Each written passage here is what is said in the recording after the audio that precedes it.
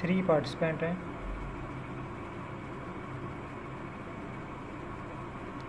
तो बहरहाल हम जो है वो क्लास का आगाज़ करते हैं।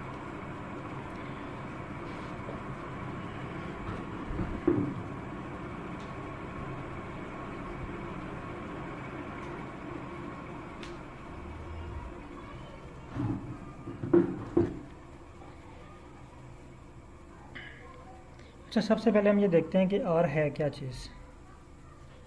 एक्चुअली आर एक प्रोग्रामिंग लैंग्वेज है।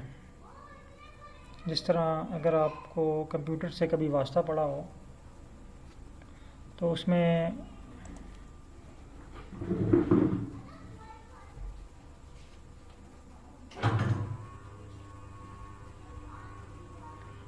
कंप्यूटर की कुछ लैंग्वेजेस होती हैं, जैसे C++ है, ठीक है, HTML है, HTML, ठीक है। तो इस तरह आर भी जो है ये एक प्रोग्रामिंग लैंग्वेज है। पाइथन भी एक प्रोग्रामिंग लैंग्वेज है। इसमें प्रोग्रामिंग की जाती है। इसको जस्ट डाटा एनालिसिस के लिए नहीं यूज़ कर सकते, इसको हम मल्टीपर्पज़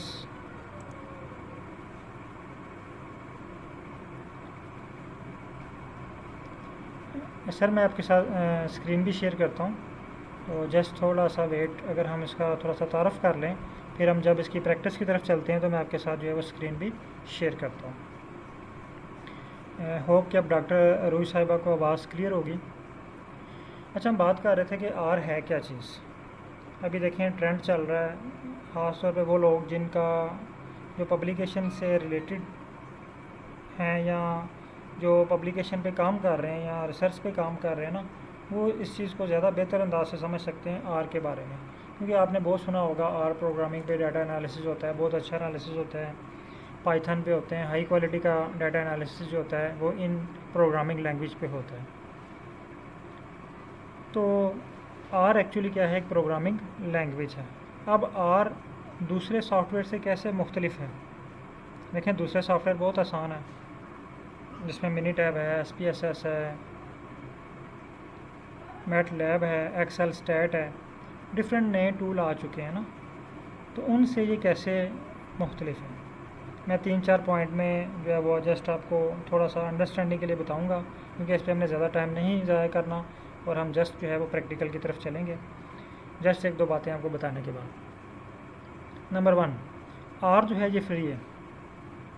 आर का आपको 1 रुपया भी पे नहीं करना पड़ता। इवन आप इसको 10 साल यूज़ करते रहें, आपको कोई इसकी रजिस्ट्रेशन की नहीं खरीदनी पड़ती, कोई पैकेज आपको इसका नहीं खरीदना पड़ता। जबकि इसके मुतबादिल जितने सॉफ्टवेयर हैं ना, सबसे हल्का सॉफ्टवेयर मिनी टैब पे चले जाएं, एक्सेल स्टैट पे चले जाएं, SPSS पे चले जाएं, ठीक है, उनकी आपको रजिस्ट्रेशन लेना पड़ती है। जब भी उसका जो नया वर्जन आता है ना, तो वो आपसे, बल्कि अगर आपने कोई वर्जन ख़रीदा हुआ है तो उसका एक आपको कोड इशू किया जाता है। वो कोड साल तक जो है वो उसकी डेट होती है, उसके बाद वो एक्सपायर हो जाता है। फिर आपको नया कोड ख़रीदने के लिए डिमांड की जाती है कि नया कोड ख़रीदें या अपने जो है वो SPSS को अपग्रेड करें और इसकी जो चार्जेज़ हैं वो पे करें। आर में इस तरह का कोई इशू नहीं है, आर को आपको कभी भी कुछ भी पे नहीं करना पड़ता। नंबर 1। नंबर 2, आर आपको ओरिजिनल फॉर्म में मिलते हैं, लेकिन जब हम दूसरे सॉफ्टवेयर यूज़ करते हैं ना, क्योंकि पाकिस्तान में हम इतने महंगे सॉफ्टवेयर अफोर्ड नहीं कर सकते। इवन अगर आप SPSS देख लें तो वो 35-40 हज़ार या मे भी इससे भी ज़्यादा महंगा हो। एक्सेल स्टैट उसके चार्जेस हों अच्छे भले, अगर आप साल की उसकी जो है वो रजिस्ट्रेशन लें तो काफ़ी महंगे पड़ते हैं वो हमें ना, तो वो हम अफोर्ड नहीं कर सकते।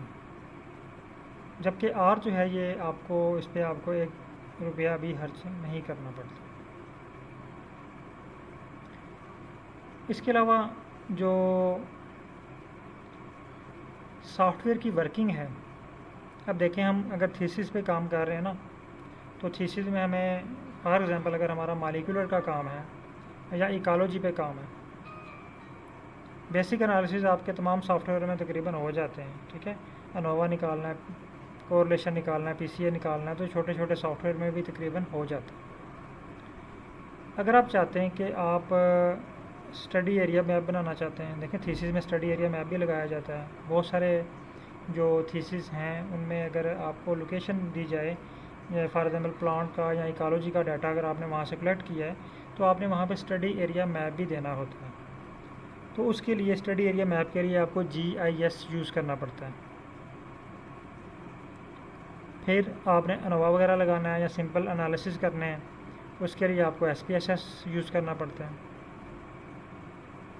फिर आपने डेंडोग्राम बनाना है तो डेंडोग्राम के लिए आपको एक्सेल स्टैट या मैटलैब या कोई और टूल यूज़ करना पड़ता है। इसी तरह जब आप इकोलॉजिकल मॉडलिंग करते हैं, इसमें स्ट्रक्चरल इक्वेशनल जो है वो SGM है, ठीक है, species distribution modelling, time series analysis, तो ये आप एक सॉफ्टवेयर पे परफॉर्म नहीं कर सकते। आपको तकरीबन अगर आपने थीसिस करना है तो आपको तकरीबन 8 से 10 सॉफ्टवेयर सीखने पड़ते हैं अगर ये आप एनालिसिस सारे खुद करें। लेकिन आर आपको ये फैसिलिटी दे रहा है कि ये तमाम सॉफ्टवेयर, तमाम चीज़ें ये आर में ही आप परफॉर्म कर सकते हैं। आर में ही आप स्टडी एरिया मैप बना सकते हैं, आर में ही आप जो है वो इकोलॉजिकल मॉडलिंग कर सकते हैं, आर में ही आप जो है वो बेसिक टूल जो हैं वो यूज़ कर सकते हैं। यानी हर चीज़ आपको आर में मिल जाती है। आपको 10-15 सॉफ्टवेयर जो है वो सीखने की ज़रूरत नहीं है। आर आपको तमाम चीज़ें प्रोवाइड करता है। एक है ना, एक बायोलॉजिस्ट है, उसके लिए इतना उसके पास टाइम नहीं होता रिसर्च में कि वो रिसर्च भी करे, फिर ये जो 10-15 सॉफ्टवेयर है ये भी सीखें। तो हमारे लिए, बायोलॉजिस्ट के लिए बहुत मुश्किल हो जाता है कि इतने सॉफ्टवेयर को मैनेज करना।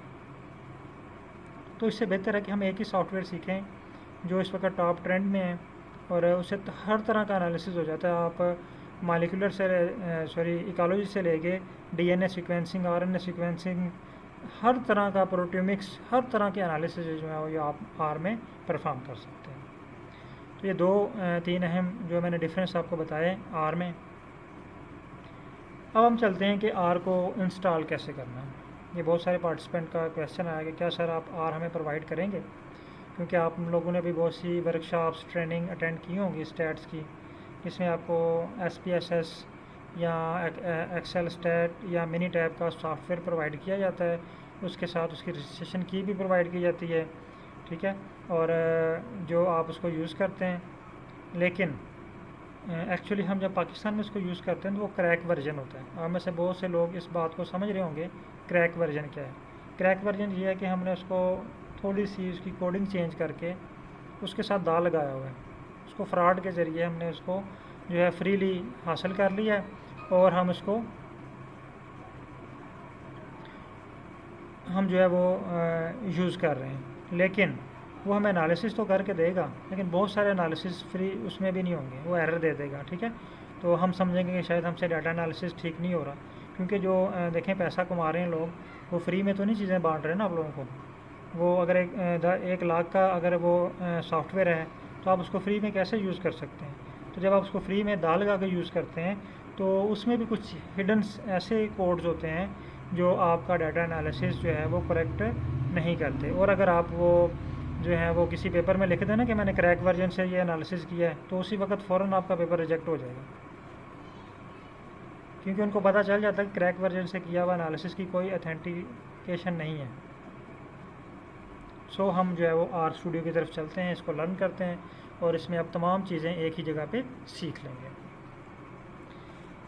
जी रेडी हैं सब लोग प्रैक्टिस के लिए। फर्स्ट स्टेप है हमारा आज आर को डाउनलोड करना और उसको इंस्टॉल करना, और आर का थोड़ा सा जो इंट्रोडक्शन है वो है। तो हम चलते हैं आर को डाउनलोड करने के लिए पहले, और फिर उसको इंस्टॉल करते हैं। अच्छा, मुझे कुछ मैसेजेस आ रहे हैं रिकॉर्डिंग के हवाले से, तो रिकॉर्डिंग मैंने यहाँ पे अपने पास लगाई हुई है।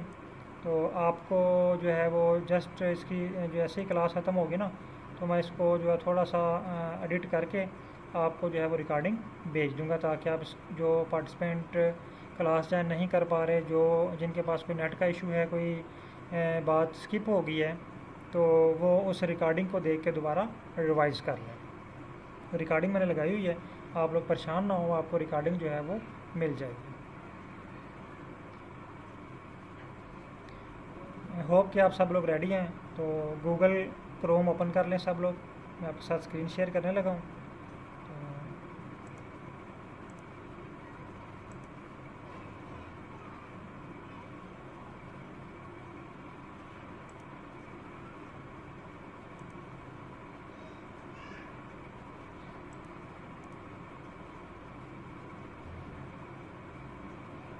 तो और काइंडली कंफर्म कर लें कि स्क्रीन शो हो रही है आप लोगों को। अगर किसी के पास कोई इशू आ रहा है तो काइंडली बता सकते हैं। होप कि सबके पास जो है वो स्क्रीन शो हो रही होगी।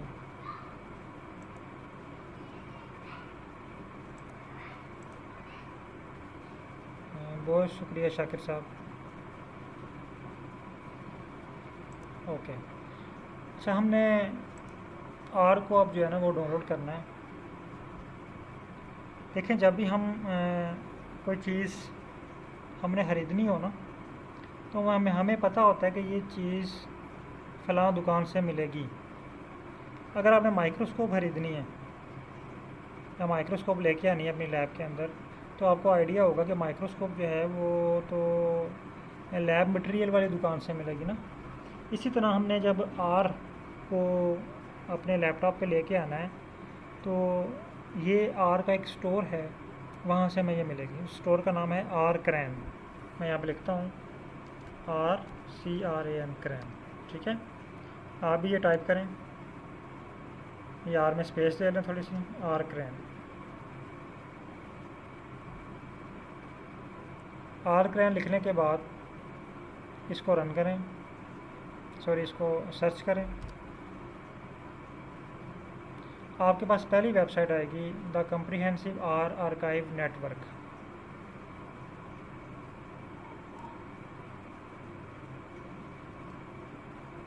The comprehensive R archive network, इस पर क्लिक करें।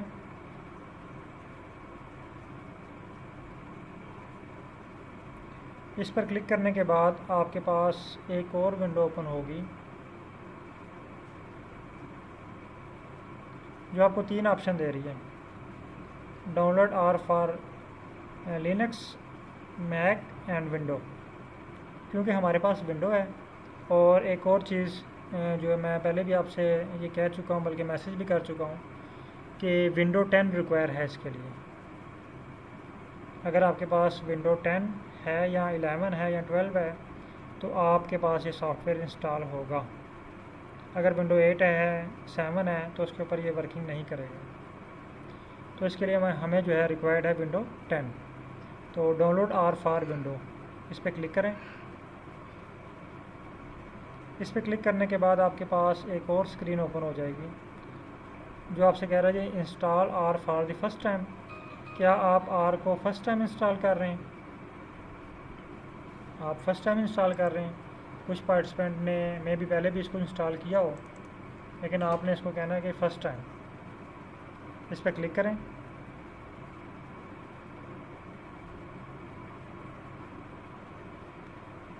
अब आपके पास जो है वो डाउनलोड का लिंक आ चुका है। अब यहाँ पे आपने जस्ट करना है डाउनलोड आर 4.3.1, इसको आपने डाउनलोड कर लेना। इस पर क्लिक करें, इस पर क्लिक करें।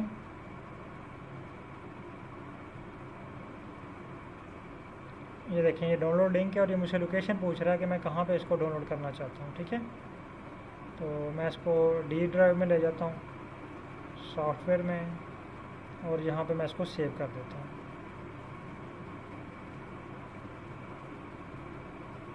अब ये देखें, मेरे पास जो है वो डाउनलोडिंग स्टार्ट हो चुकी है, और मुझे ये बता रहा है कि 2 घंटे का टाइम लगेगा।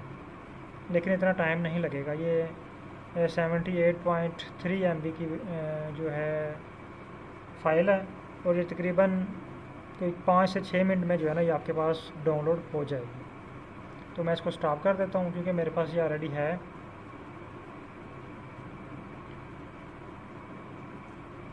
मेरे पास ये टाइम बहुत ज़्यादा शो कर रहा है। आप इसको स्टार्टिंग पे लगाएं और देखें आपके पास कितना टाइम शो कर रहा है। ये फ़ाइल बहुत छोटी सी है, 78 MB की है। ये जस्ट 5 से जो है ना वो 6-7 मिनट में जो है ये आपके पास इंस्टॉल हो जाएगी। तो ये वाला स्टेप कंप्लीट कर लें, इसकी इंस्टॉलेशन मुकम्मल इसको डाउनलोड कर लें। डाउनलोड करने के बाद आपने चैट में डन लिखना है और फिर मैंने नेक्स्ट स्टेप की तरफ चलना है।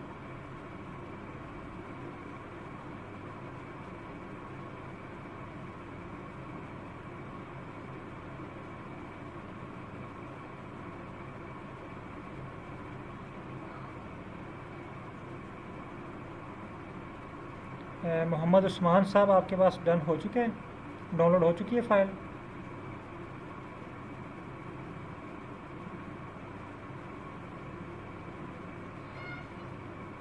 ये अभी आपने डाउनलोड की है या पहले की आपके पास से?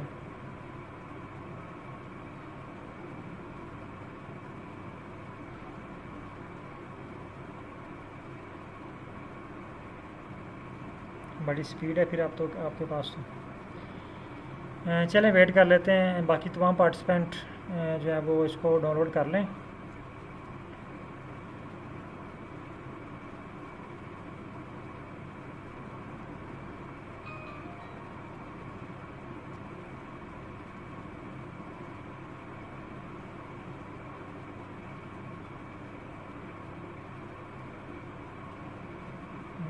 जस्ट हम 5 मिनट वेट कर लेते हैं ताकि जिन पार्टिसिपेंट के पास ये ऑलरेडी डाउनलोड नहीं है वो भी इसको डाउनलोड कर लें।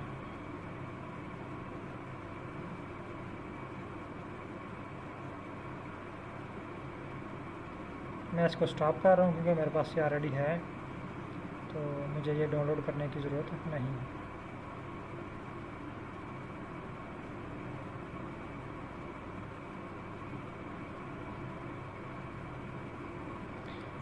अच्छा मोहम्मद उस्मान साहब, आपने ये भी डाउनलोड किया है तो आपने भी इसको इंस्टॉल नहीं करना, क्योंकि मैंने आपकी स्क्रीन शेयर करवानी है और वहाँ पे आपको जो है ना वो सबको इंस्टॉल करके दिखाना है, ठीक है, ताकि जिन पार्टिसिपेंट के पास ये डाउनलोड नहीं है वो सॉरी इंस्टॉल नहीं है वो भी इसको इंस्टॉल कर लें देख के।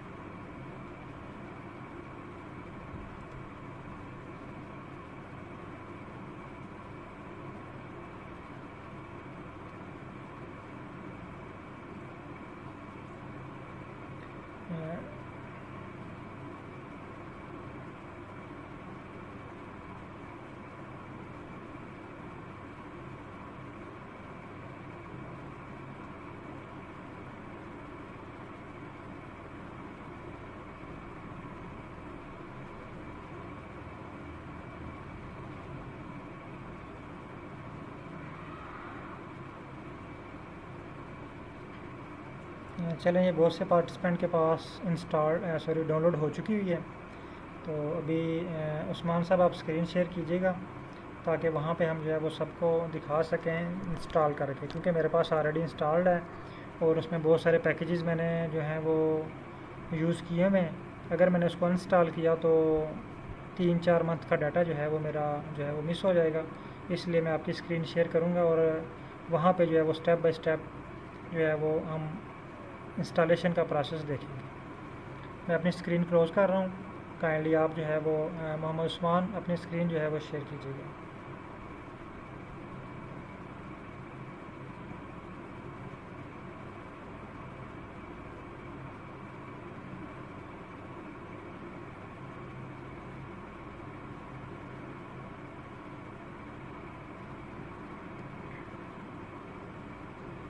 बस यहीं पे रुकें अभी।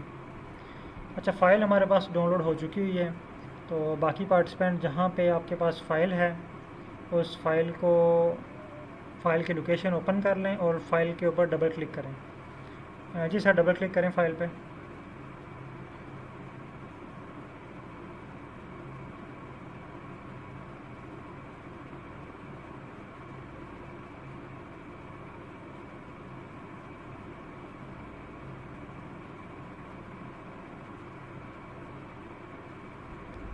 उस्मान साहब फ़ाइल पे डबल क्लिक करें, इसको रन करें। हाँ, अभी आपसे पूछ रहा है कि स्टेप बाय स्टेप चलिएगा, ठीक है। अभी ये पूछ रहा है कि आप इसमें कौन सी लैंग्वेज यूज़ करना चाहते हैं। तो आप इसको बाय डिफ़ॉल्ट इंग्लिश है तो इसको आप इंग्लिश ही रहने दें, ओके कर दें।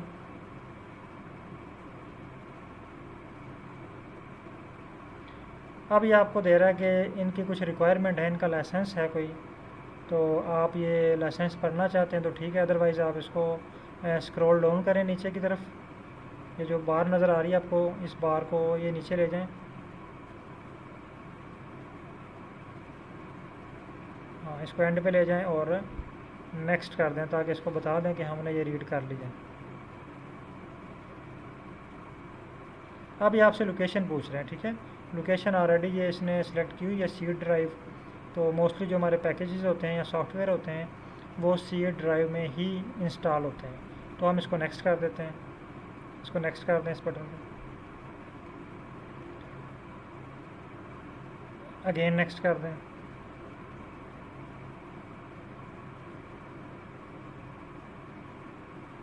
अब ये पूछ रहा है कि do you want to customize the startup option.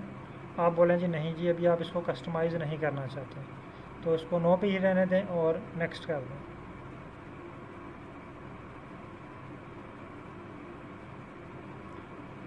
अब ये आपसे कह रहा है जी,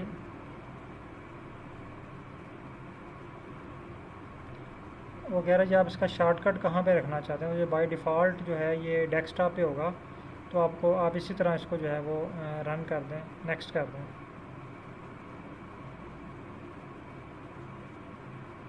अब ये आपसे अगेन पूछ रहा है कि आप शॉर्टकट क्रिएट करना चाहते हैं, quick launch shortcut, save version number in registry, associate R with R data files. ये सारी चीज़ें जो है ना वो हम बनाना चाहते हैं, तो हम इसको नेक्स्ट कर देते हैं। अगर ये क्विक वाला आप करना चाहते हैं तो कर लें, अदरवाइज़ जो आप नेक्स्ट कर दें।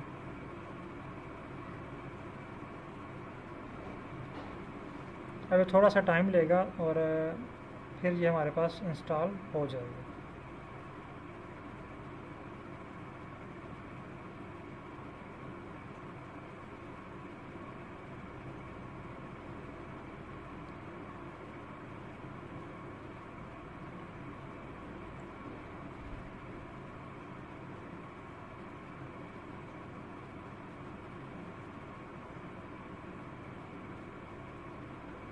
जी अब इसको फिनिश कर दें।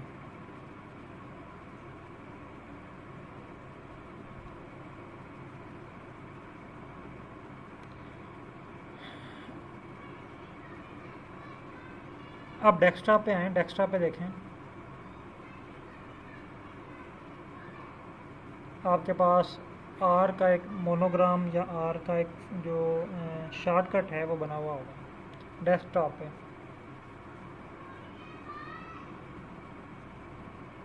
ये देखें, ये आपके पास जो है ना ये आर का मोनोग्राम बना हुआ है। अब इस पर डबल क्लिक करें,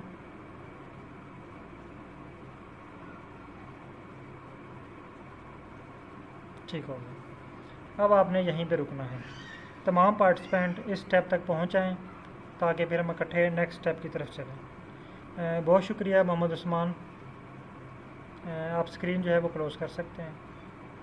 तमाम पार्टिसिपेंट इस स्टेप तक पहुँच जाएँ। आर को इंस्टॉल करने के बाद जस्ट आर को आपने ओपन करना है।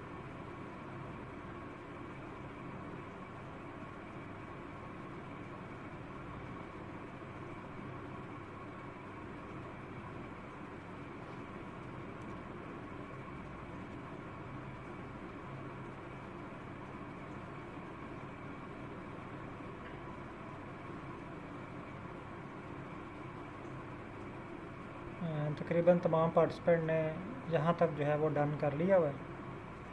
तो अब मैं अपनी स्क्रीन आपके साथ शेयर करता हूँ।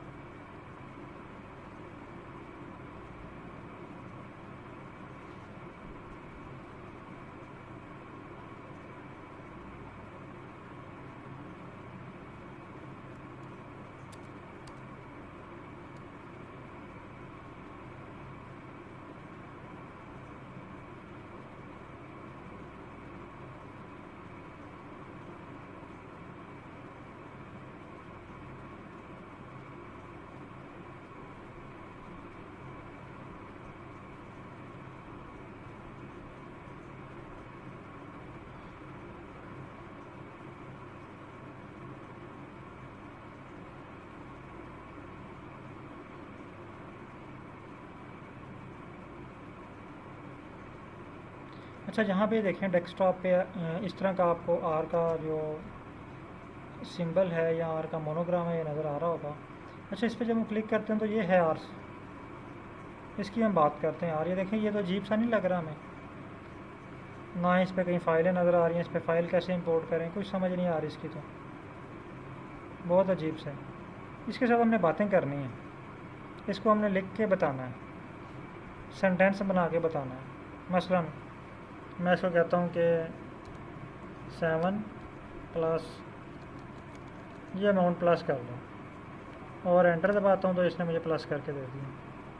ठीक है, यानी हमने इसकी कोड में बात करनी है। लेकिन ये शक्ल से हम देखें तो ये हमें बहुत अजीब सा लग रहा है ना, ख़ास तौर पर अगर हम बायोलॉजिस्ट हैं और ये आईटी की प्रोग्रामिंग है तो इसमें तो हमें बहुत अजीब लग रहा है, कुछ समझ नहीं आ रही हम इस पर क्या करें। जैसे अगर आप लोगों ने मिनी टैब वगैरह यूज़ किया हुआ है या SPSS या एक्सेल स्टैट, तो वहाँ पे तो आपके पास बहुत से ऑप्शन होते हैं। यहाँ पे देखें फ़ाइल में कहीं भी नज़र नहीं आ रहा कि हमने एक्सेल की फ़ाइल को कैसे इंपोर्ट करना है। कुछ चीज़ें कहीं भी एनालिसिस का जिक्र नहीं है। देखिए वहाँ पे अगर हम यहाँ पे क्लिक करते हैं टॉप पे तो सारे एनालिसिस की एक लिस्ट ओपन हो जाती है। यहाँ पे तो कुछ भी नहीं है हमारे पास। एक हेल्प है जहाँ से हम हेल्प ले सकते हैं, बाकी सारी चीज़ें हमें यहाँ पे ज़ुबानी करनी है। तो ये है ना मुश्किल, बहुत अजीब सा नहीं लग रहा। हम इसको आसान बनाने के लिए ना ऐसा करते हैं, एक और सॉफ्टवेयर यूज़ कर लेते हैं, एक और सॉफ्टवेयर इसके साथ इंस्टॉल करते हैं। अगेन गूगल पे आएँ,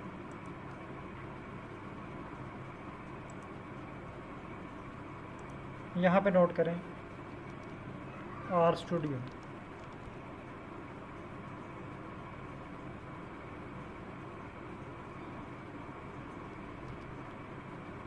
और इसको सर्च करें तो आपके पास पहली वेबसाइट आएगी डाउनलोड आर स्टूडियो, और ये पॉइस्ट की वेबसाइट है। यहाँ पे ये आर स्टूडियो पड़ा हुआ है, इस पर क्लिक करें।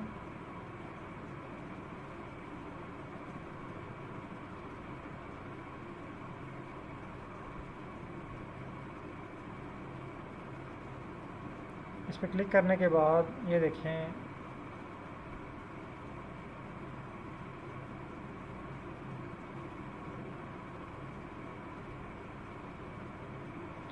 यहाँ से ये ऑप्शन दे रहा है आपको डाउनलोड आर स्टूडियो, तो हम इस पर क्लिक करते हैं।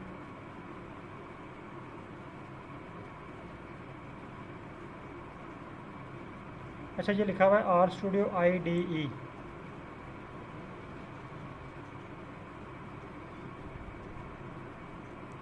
IDE का मतलब होता है इंटीग्रेटेड डेवलपमेंट एनवायरनमेंट।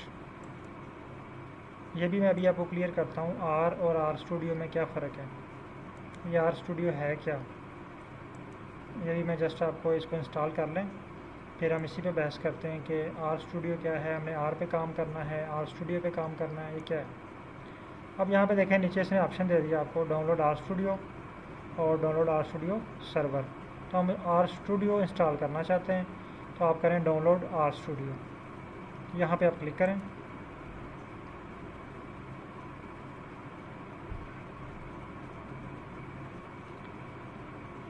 आपके पास एक और पेज ओपन होगा, यहाँ पे देखें ये इम्पोर्टेंट पॉइंट है। यहाँ पे अब हमें दो ऑप्शन दे रहा है, इंस्टॉल आर और इंस्टॉल आर स्टूडियो। तो हमने यहाँ से आर को इंस्टॉल नहीं करना, आर स्टूडियो को इंस्टॉल करना है। तो R studio desktop for window, इस पर क्लिक करें। अब यहाँ पे आपका एक छोटा सा क्वेश्चन बनता है, आप पूछ सकते हैं कि सर अगर यहीं पे इस वेबसाइट पे दोनों सॉफ्टवेयर पड़े हुए हैं, मैं इसको अगेन इसमें सेव कर लेता हूँ। तो ये भी छोटा सा, ये 203 MB का है।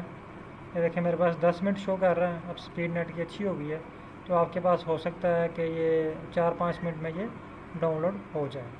तो आप इसको डाउनलोडिंग पे लगा दें तो होप के जल्दी डाउनलोड हो जाएगा। तो तब तक हम ये क्वेश्चन की बात करते हैं कि आपका यहाँ पे क्वेश्चन बनता है कि सर इस वेबसाइट के ऊपर आर भी पड़ा हुआ है और आर स्टूडियो भी पड़ा हुआ है, तो आपने हमें आर क्रैन से क्यों इंस्टॉल करवाया। जी सर, किसी के जहन में क्वेश्चन आया ये?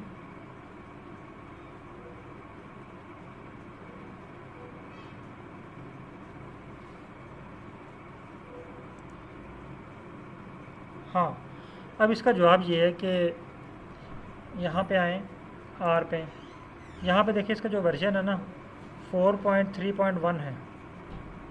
ये जो आर क्रैन पे है ना 4.3.1 वर्जन, यानी ये लेटेस्ट वर्जन यहाँ पे पड़ा हुआ है। लेकिन यहाँ पे जो वर्जन पड़ा हुआ है ये 3.3.0, ये बहुत पुराना पड़ा हुआ है कहीं। ये इन्होंने लेके पुराना वर्जन लेके अपलोड किया हुआ है, क्योंकि कानूनी तौर पे कोई भी वेबसाइट किसी दूसरे की प्रोडक्ट को यूज़ नहीं कर सकती।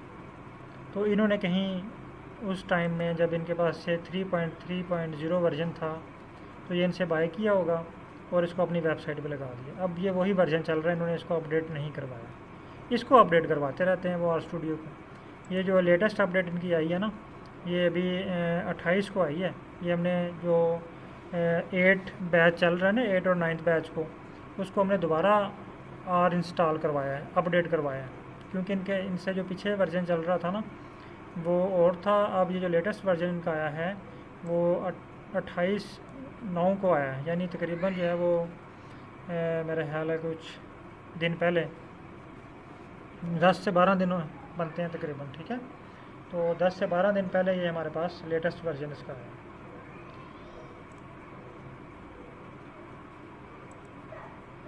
इसलिए हम जो है यहाँ से आर को इंस्टॉल नहीं करते, जस्ट आर स्टूडियो को इंस्टॉल करते हैं और इसको इंस्टॉल कर लेते हैं, ठीक है। अब जिन लोगों के पास आर स्टूडियो डाउनलोड हो चुका है, अब उन्होंने इंस्टॉलेशन के स्टेप देख लिए हैं, तो वो उसके ऊपर डबल क्लिक करेंगे तो इंस्ट्रक्शन दी होंगी साथ, आपने जस्ट उसको नेक्स्ट नेक्स्ट करते जाना है और एट द एंड आपके पास वो इंस्टॉल हो जाएगा, ठीक है। तो 5 मिनट का टाइम मैं आपको दे रहा हूँ इसके लिए। 5 मिनट तक जो है वो होपफुली सबके पास जो डाउनलोड हो के इंस्टॉल हो चुका होगा। तो 5 मिनट में आपका वेट करता हूँ। 5 मिनट के बाद आप जिसके पास इंस्टॉल हो जाए वो डन लिखे, ताकि फिर जो है वो मुझे आइडिया हो जाए कि कितने पार्टिसिपेंट के पास जो है वो इंस्टॉल हो चुके हैं, तो फिर उस लिहाज से हम जो है वो नेक्स्ट स्टेप पे चलेंगे।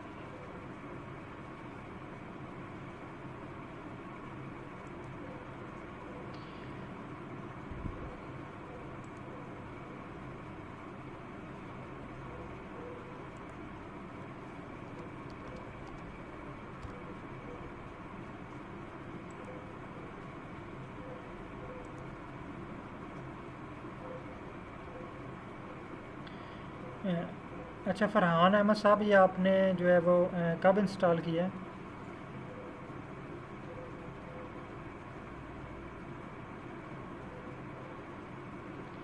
फरहान अहमद साहब, ये अगर तो आपने ये इस डेट से पहले इंस्टॉल किया हुआ है ना, तो आप इसको दोबारा इंस्टॉल कर लें, ठीक है। ये 28/9/2023 से पहले इंस्टॉल किया हुआ है, तो आप इसको दोबारा इंस्टॉल कर लें। अगर इस डेट से बाद में किया आपने तो फिर कोई इशू नहीं है, फिर आप इसको यूज़ कर सकते हैं।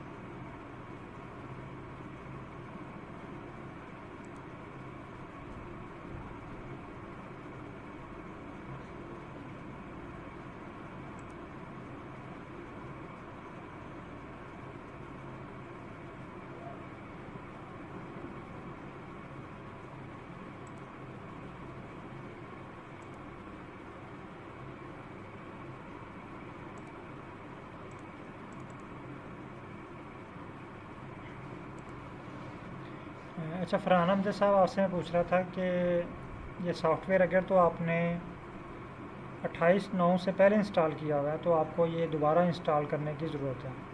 अगर अभी इंस्टॉल किया तो फिर आपको इंस्टॉल करने की ज़रूरत नहीं है।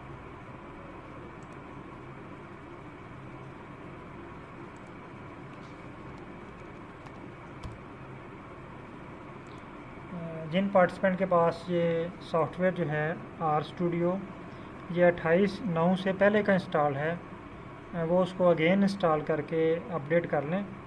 जिन लोगों ने अभी कुछ दिनों में किया है ये 28 के बाद, तो उनके पास लेटेस्ट होगा, उनको ज़रूरत नहीं है। तो ये फरहान अमजद साहब और जिन पार्टिसिपेंट के पास ऑलरेडी इंस्टॉल्ड है तो काइंडली वो चेक कर लीजिएगा।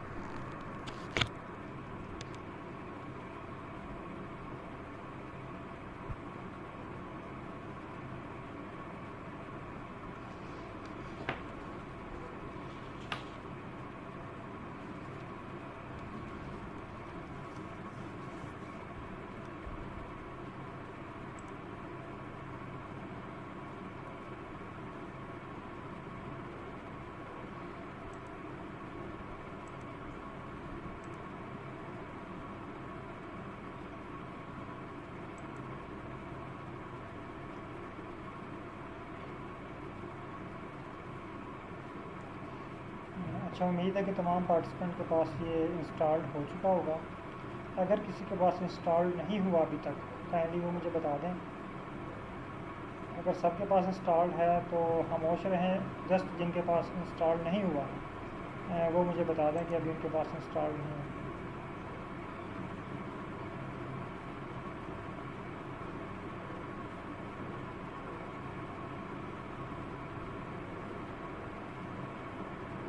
ठीक है जी सर, अगर आपको अपग्रेड का ऑप्शन आ रहा है ना, और अगर आपने 28 से पहले ये जहाँ जेब साहब 28 सितंबर से पहले पहले अगर आपने उसको इंस्टॉल किया हुआ था तो आप उसको री इंस्टॉल कर लें, अदरवाइज़ आपको इंस्टॉल करने की ज़रूरत नहीं है। ठीक है सर, मैं वेट कर रहा हूँ। कुछ पार्टिसिपेंट हमारे हैं, उनके पास अभी तक इंस्टॉल नहीं हुआ, तो हम उनका वेट करते हैं। जस्ट 5 मिनट वो इंस्टॉल कर लें तो फिर हम नेक्स्ट स्टेप की तरफ चलते हैं। जी सर, आप कर लें, आराम से कर लें इंस्टॉल इसको।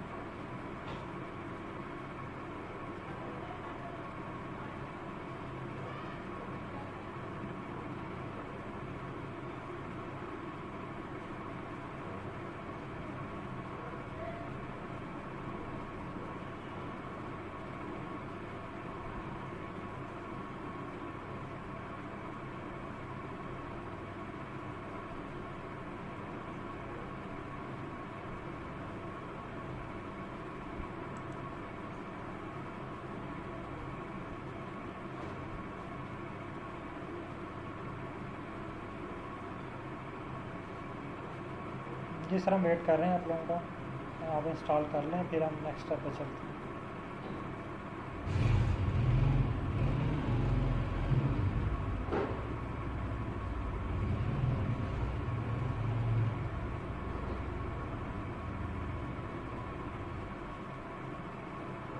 उस्मान साहब, इसका स्क्रीनशॉट शेयर करेंगे मुझे, जो नोटिफिकेशन दे रहा है कि what version you want to use, इसका स्क्रीनशॉट मुझे शेयर कीजिएगा।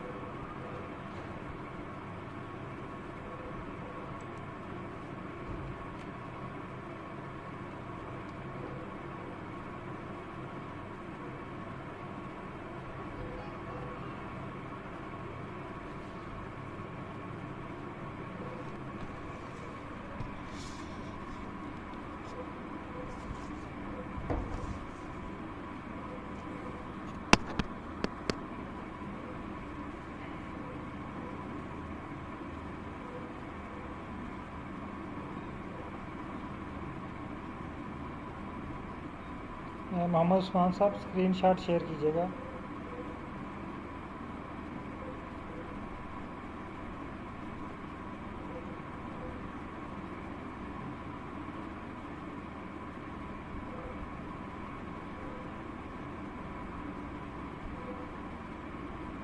हाँ, यहाँ पे आप देख लें, आपके आपके पास विंडो कौन सी है ना, 46 बिट है या 32 है। मोस्टली जो विंडो 10 है ना वो 46 ही होती है। तो आप इसको सॉरी 64, ठीक है, तो आप इसको 64 बिट जो है ये सिलेक्ट कर लें। 64 बिट इसको सिलेक्ट कर लें।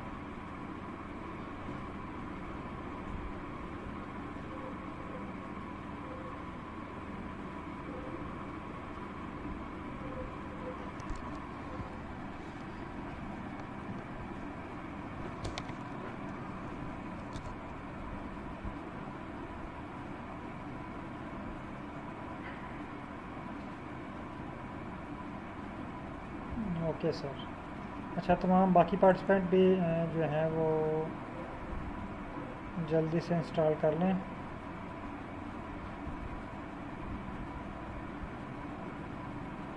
जिनके पास ये वर्जन के बारे में पूछ रहा है, जैसे मोहम्मद उस्मान साहब के पास ऑप्शन आया है, तो आप अपनी विंडो के हिसाब से उसको देख लें। अगर तो विंडो आपकी 32 है, मेरा ख्याल है कि 32 किसी के पास भी नहीं होगी, सबके पास 64 होगी, 64 बिट। तो आप 64 बिट पे जो है वो क्लिक करें।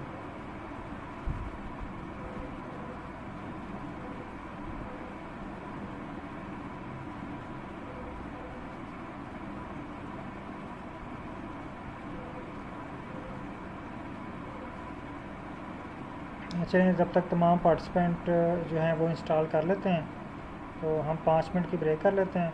और ये मीटिंग आपने एंड नहीं करनी। अगेन आपकी जो है ना 9 बजे सेकंड क्लास स्टार्ट होगी, जिसमें हम कंपैरिजन करेंगे आर और आर स्टूडियो का और कुछ बेसिक चीज़ें आर स्टूडियो के बारे में। तो तब तक आप पानी शानी पी लें।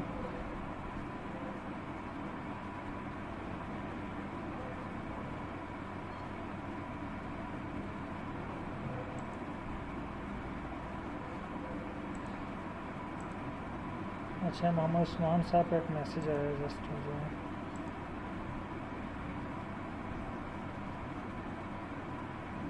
हाँ, इसको यस कर दें। ये क्रैश रिपोर्ट आपको दे दिया करेगा जब अगर कोई एरर वगैरह आए तो उसकी क्रैशिंग की जो रिपोर्ट है वो आपके साथ शेयर हो जाएगी।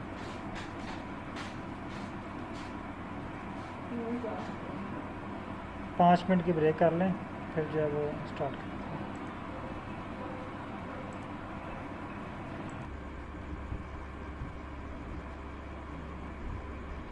अच्छा, ये क्वेश्चन मैं आपको दोबारा रिपीट कर देता हूँ कि हमने दो सॉफ्टवेयर यूज़ किए हैं, आर और आर स्टूडियो। अब मैं कह रहा हूँ कि हमने आर स्टूडियो को इस्तेमाल ही नहीं करना और आर स्टूडियो को यूज़ करना है। तो फिर एक क्वेश्चन आपकी तरफ से आया कि वाई वी इंस्टॉल्ड आर, तो हमने आर को क्यों इंस्टॉल किया। अब इसका जवाब मैं आपको एक एग्जांपल से दे रहा हूँ। आपने कभी सड़क के ऊपर ऐसी गाड़ी चलती देखी है जिसके ऊपर ना उसकी बॉडी हो, ना उसमें सीटें हों, जस्ट इंजन हो और टायर लगे हों और एक सीट पड़ी हो जिसके ऊपर ड्राइवर बैठा हो और वो उस गाड़ी को चला रहा हो।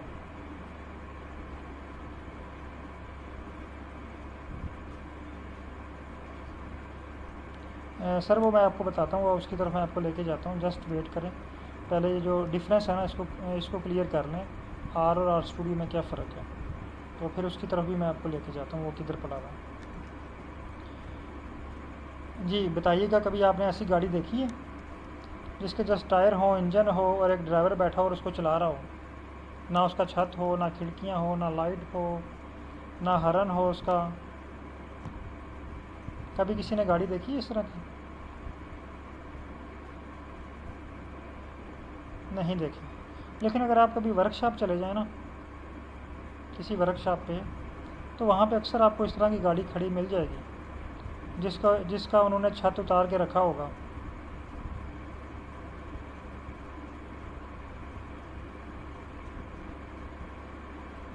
जस्ट इंजन होगा और उसकी सीटें भी नहीं होंगी, बस नीचे फ्रेम होगा छोटा सा।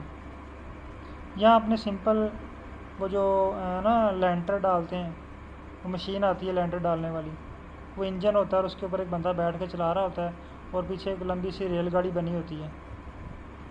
वो तो देखी होगी सब ने लाजमी।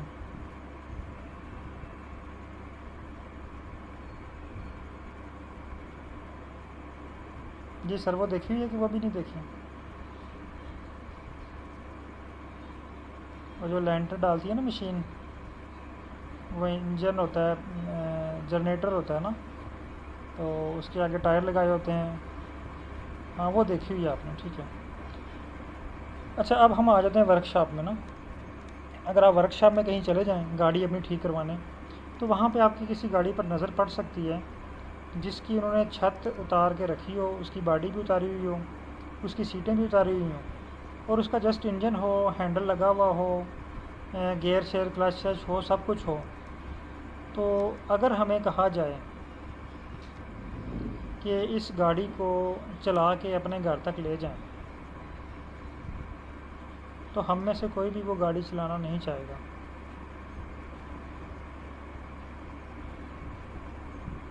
क्या आप चला सकेंगे?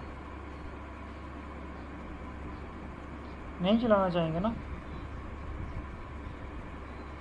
क्योंकि हमें उस गाड़ी को चलाने में बड़ी मुश्किल का सामना करना पड़ेगा।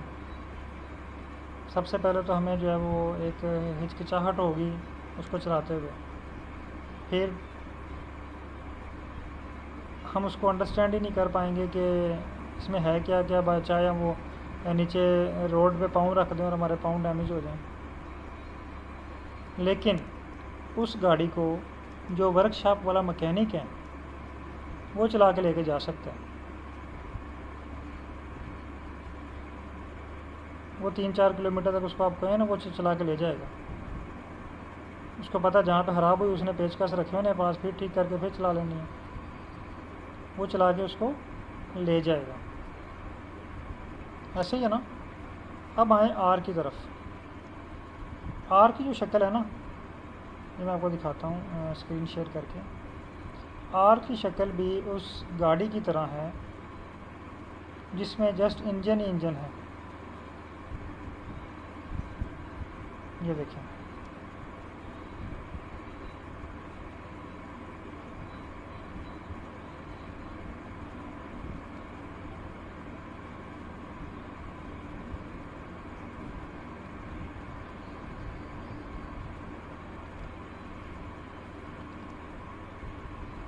सॉरी ये आ गया मेरे पास, ठीक है। ये आ रहा है, ये आर ऐसे ही है जैसे एक गाड़ी है और उसका जस्ट इंजन है और उसमें कुछ भी नहीं है। लेकिन उस गाड़ी को अगर हमें कहा जाए कि आप इस गाड़ी को चलाएं एज अ बायोलॉजिस्ट, तो हमारे लिए वो गाड़ी चलाना बहुत मुश्किल है। हम जवाब दे देंगे, हम कहेंगे हमसे नहीं चलती। लेकिन वो गाड़ी अगर कहा जाए मैकेनिक को कि ये गाड़ी चला के हमारे घर तक छोड़ आएँ, तो वो गाड़ी चला लेगा। अगर उसका इंजन ठीक है, वो चल रही है गाड़ी, तो वो गाड़ी चला के उसको जो है वो एंड तक ले जाएगा जहाँ तक हम उसको बताएंगे। सेम यहाँ पे आर के ऊपर आएँ, ये जो हमें आर नज़र आ रहा है ना, ये हमारे बस की अभी बात नहीं है। यानी अगर हम इसको चला भी सकें ना, तो हमें हिचकिचाहट होगी, हम इसको थोड़ा सा इसको समझने में टाइम लगेगा हमें। लेकिन एक प्रोग्रामर, उसके लिए चलाना बहुत ही आसान है। जिस तरह मैकेनिक का काम है ना, जैसे गाड़ियाँ उसके पास जाती हैं, उस गाड़ी का एक एक पुर्जा खोल के रख देता है और फिर उसको जोड़ भी देता है। और अगर उसको टूटी फूटी गाड़ी कहीं लेके जानी पड़े तो उसने जो अपने औजार होते हैं वो साथ रखे होते हैं, और वो दोबारा उसको अगर कहीं इशू करे तो वो उसको दोबारा ठीक कर लेता है। लेकिन अगर हमें वो चला के लेके जाना पड़े तो हमें बहुत मुश्किल का सामना करना पड़ता है। सेम यहाँ पे आर जो आपको नज़र आ रहा है, ये हमारे लिए चलाना थोड़ा मुश्किल है। लेकिन जो प्रोग्रामर हैं, प्रोग्रामर मीन जो आईटी के एक्सपर्ट लोग हैं, जो प्रोग्रामिंग करते हैं, जो ये प्रोग्राम्स बनाते हैं, जो सॉफ्टवेयर बनाते हैं, जो ऐप्स बनाते हैं, वो प्रोग्रामर्स कहलाते हैं। उनके लिए ये चलाना बहुत आसान है। उनको उनकी प्रैक्टिस हुई होती है, वो मैकेनिक होते हैं आर के, ठीक है। सिंपल अल्फाज में बताऊँ तो वो क्या है, मैकेनिक है। उनको एक एक पुर्जे का पता है कि हमने कौन से पुर्जे को दबाना है, तो कौन सा हमने इसे फंक्शन लेना है, जिस तरह मैकेनिक होते हैं ना। अच्छा, अगले स्टेप पे आ जाते हैं। ये कहानी तो हमें समझ आ गई कि इंजन की और आर की। अब दूसरी तरफ आ जाएं। एक गाड़ी है आपके पास और बहुत ही वीआईपी है, अच्छी कंडीशन में है, उसके ऊपर छत भी है, सीटें भी हैं, हैंडल भी लगा हुआ है, लाइटिंग भी, यानी मुकम्मल गाड़ी है जो आप लोगों के घर में खड़ी है। सेम उसी तरह की गाड़ी है। तो वो गाड़ी अगर हमें कहा जाए कि इसको आप चला के ले जाएं, तो हमारे लिए वो चलाना आसान है ना। उस गाड़ी को हम चला के लेके जा सकते हैं। लेकिन अगर क्या किया जाए, उसी गाड़ी को आप मैकेनिक के पास लेके जाते हैं, वो क्या करता है, उसी गाड़ी का छत उतार के रख देता है, सीटें उतार के रख देता है, लाइटिंग वगैरह सब कुछ उतार के रख देता है। अब वो इंजन और एक फटा सा बन जाता है ना। अब वो आपको कहता है कि इस गाड़ी को ले जाओ, तो आप कहेंगे मैं नहीं इसको लेके जा सकता, आप खुद छोड़ के आएँ, तो वो आपके घर छोड़ सकता है।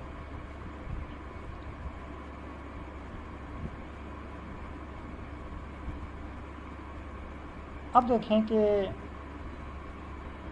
जो सारी सीटें और डेकोरेशन चीज़ें हैं वो हमने उतार के उसकी रखवा दी हैं।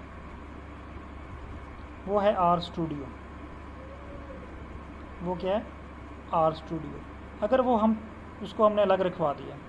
अब देखें, ये जो बात मैं आपको समझाना चाह रहा हूँ, जब गौर से सुननी है आपने। अब देखें, दो चीज़ें हमारे पास हो गई हैं, एक इंजन और एक उसकी सारी डेकोरेशन वाली चीज़ें, सब कुछ उतार के हमने रख दिया एक साइड पे। जस्ट हमारे पास एक साइड पे ढांचा पड़ा हुआ गाड़ी का, बहुत वीआईपी ढांचा है, जो लेटेस्ट मॉडल आ रहे हैं ना, अच्छी गाड़ी का मॉडल जो है ढांचा पड़ा हुआ है, हैंडल भी लगा हुआ है, हर चीज़ लगी हुई है। जस्ट उसमें इंजन और नीचे से जो टायर वगैरह हैं वो निकले हुए हैं। तो आप मुझे बताएं कि दोनों में से हम कौन सी गाड़ी चला सकते हैं। ये आपने अब मुझे आंसर देना है कि हम ढांचे वाली गाड़ी चला सकते हैं या इंजन वाली।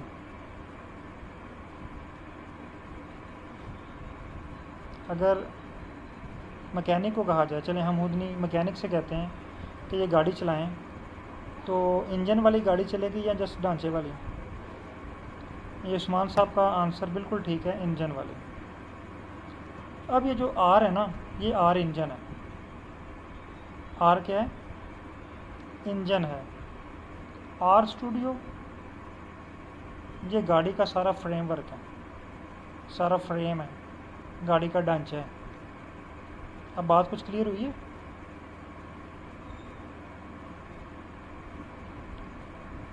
फ्रेम के बगैर हम इंजन को कहीं भी लेके जा सकते हैं, अगर वो ठीक है। फ्रेम के बगैर हम इंजन को कहीं भी लेके जा सकते हैं, यानी आर को हम आर स्टूडियो के बगैर चला सकते हैं। आर को आर स्टूडियो के बगैर हम चला सकते हैं, लेकिन आर स्टूडियो क्या है? हमारे पास ढांचा है गाड़ी का, उसको हम आर के बगैर नहीं चला सकते। आर स्टूडियो जो है वो गाड़ी का एक फ्रेमवर्क है, एक ढांचा है, बहुत अच्छा ढांचा है, और आर जो है उसके अंदर इंजन है। अब देखें, जब हम गाड़ी लेते हैं तो हम इंजन को नहीं चलाते हैं, इंजन को हम छेड़ते ही नहीं हैं, हम तो जस्ट सीट पे बैठते हैं और उसको ड्राइव करते हैं ना। हमने कभी इंजन खोल के ही नहीं देखा होता, ऐसा ही है।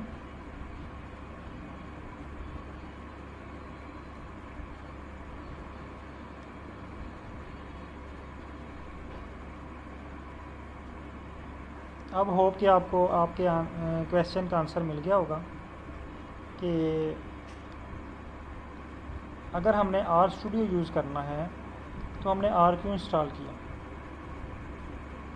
अगर हमने गाड़ी हैंडल के साथ चलानी है तो हमें इंजन रखने की क्या ज़रूरत है उसमें।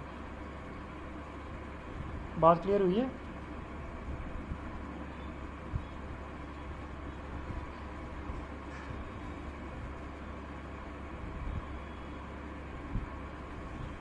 हाँ, डॉक्टर रूज साहब, आप ऐसे कह सकते हैं, वह इंडिपेंडेंट है लेकिन आर स्टूडियो नीड आर, बिल्कुल ठीक है। जिस तरह जो गाड़ी का इंजन होता है ना, उसको अगर आप उसके ऊपर ढांचा ना भी रखें ना, आप उसको स्टार्ट करें, आप जहाँ पे मर्ज़ी ले जाएं, लेकिन ढांचे को इंजन की ज़रूरत होती है, वो उसके बगैर नहीं चलता। ठीक है, तो इसलिए हम आर को जो है वो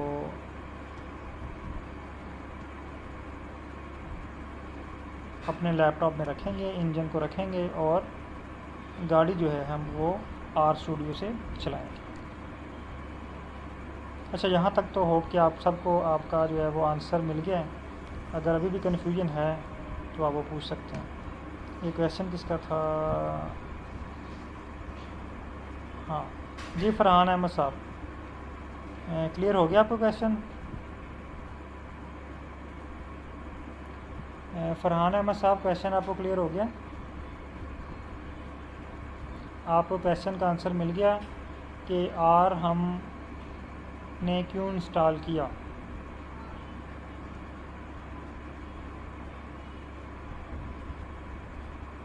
ठीक है। अच्छा, यहाँ पे मैं आपको एक और बात बताना चाहता हूँ कि जब हम गाड़ी लेते हैं ना, गाड़ी हम क्यों लेते हैं?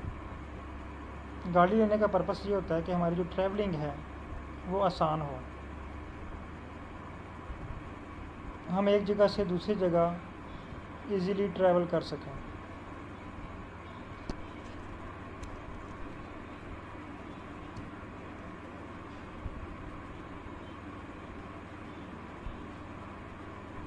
सॉरी, बीच में डिस्कनेक्ट हो गया था।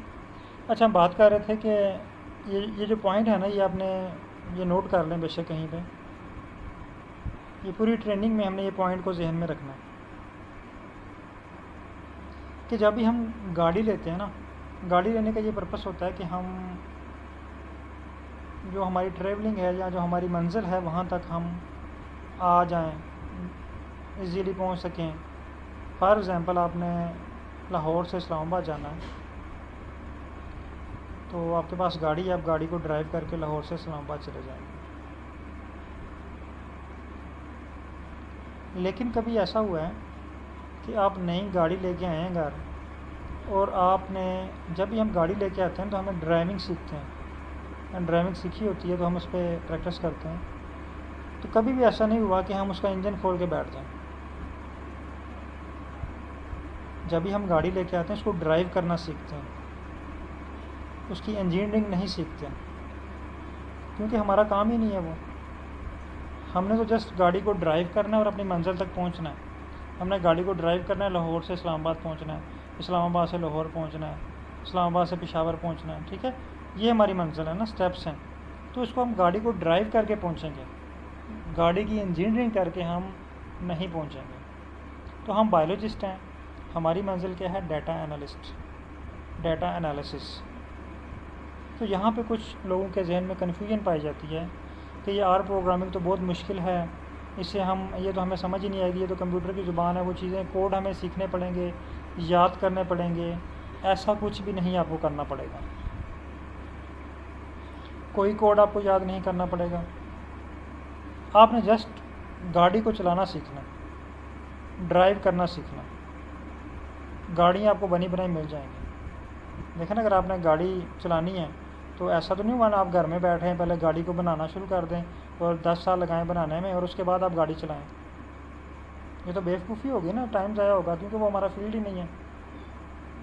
तो हमने गाड़ी को ड्राइव करना सीखना है। अगर मैं आसान अल्फाज में आपको बताऊं तो हमने आर स्टूडियो को, आर को ड्राइव करना सीखना है, आर की इंजीनियरिंग नहीं सीखनी। ये नोट कर लें पॉइंट, हमने आर को ड्राइव करना सीखना है, आर की इंजीनियरिंग नहीं सीखनी। इंजीनियरिंग सॉफ्टवेयर इंजीनियरिंग का काम है, प्रोग्रामर्स का काम है, वो सीखेंगे, वो हमें कोड बना के देंगे, हमने उन कोड को यूज़ करना। जिस तरह गाड़ी है ना, गाड़ी इंजीनियरिंग का काम होता है, वो इंजीनियरिंग उसके जो है वो इंजीनियरिंग कर रहे होते हैं, वो नए नए मॉडल्स बना रहे होते हैं, वो हमें बना के बेच रहे होते हैं ना। तो हमारा वो काम नहीं है, हमारा काम है आर स्टूडियो को यूज़ करके डाटा एनालिसिस करना, ठीक है। तो ये चीज़ जहन में बिठा लें कि आर स्टूडियो कोई मुश्किल नहीं है, ये दूसरे पैकेजेस से बहुत आसान आपको लगेगा। हमने जस्ट क्या करना है, आर को ड्राइव करना सीखना है, आर को चलाना सीखना है, आर के ऊपर प्रोग्रामिंग करनी नहीं सीखनी।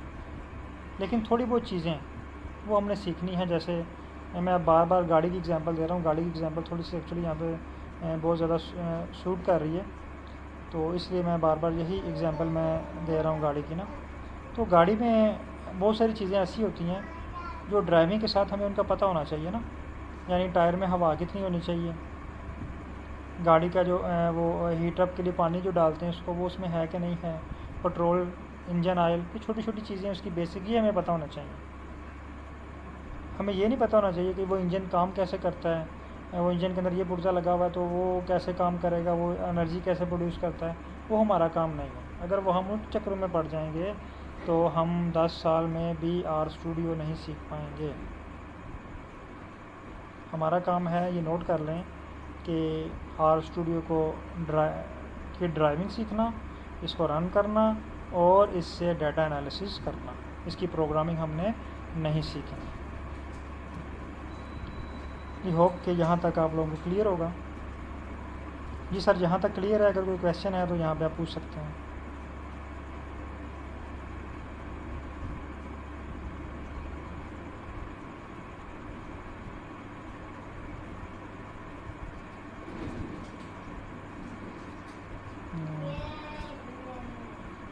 ओके सर, बहुत शुक्रिया।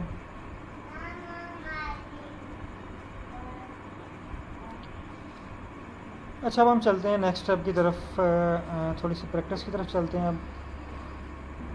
अच्छा, यहाँ पे भी क्वेश्चन आया था कि आर स्टूडियो का जो है ना वो शॉर्टकट नहीं बना। तो मैं स्क्रीन शेयर करता हूँ, बल्कि स्क्रीन शेयर है आपके साथ। आप यहाँ पे अगर आप विंडो 10 यूज़ कर रहे हैं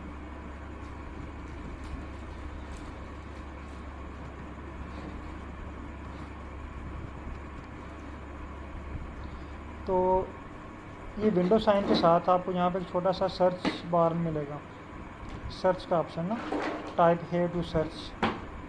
यहाँ पे क्लिक करें।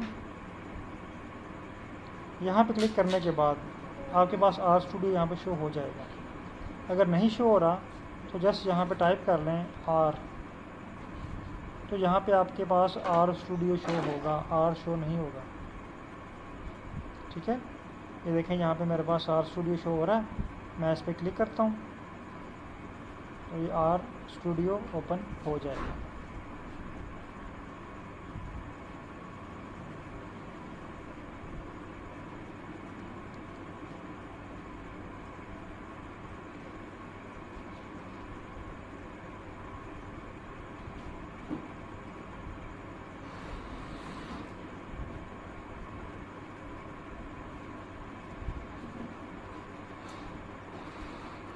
ये देखें मेरे पास जो है वो आर स्टूडियो ओपन हो चुका है।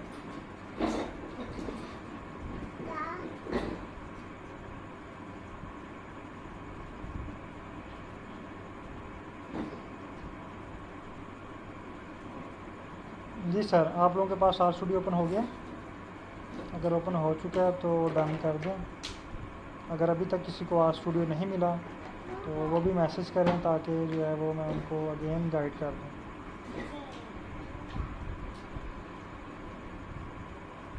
ठीक हो गया। अब यहाँ पे देखें आर स्टूडियो का कुछ हमें जो है ना वो चीज़ें थोड़ी अट्रैक्टिव लग रही हैं आर की निस्बत।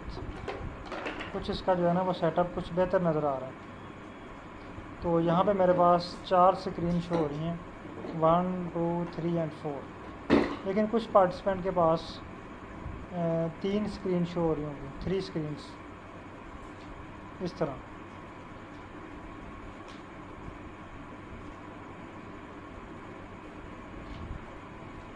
तो जिनके पास 3 स्क्रीन शो हो रही हैं वो यहाँ पे ये बटन है, ये देखें मिनिमाइज़ और मैक्सिमाइज़ का, इस पर क्लिक करें तो आपके पास 4 स्क्रीन शो हो जाएंगी। अगर फिर भी नहीं हुई तो यहाँ पे ये आर के नीचे कॉर्नर पे फाइल, और फाइल के नीचे प्लस का साइन है ग्रीन सा, इसके ऊपर क्लिक करें और यहाँ पे है आर स्क्रिप्ट। आर स्क्रिप्ट पे क्लिक करें तो आपके पास एक नई फाइल जो है ये ओपन हो जाएगी।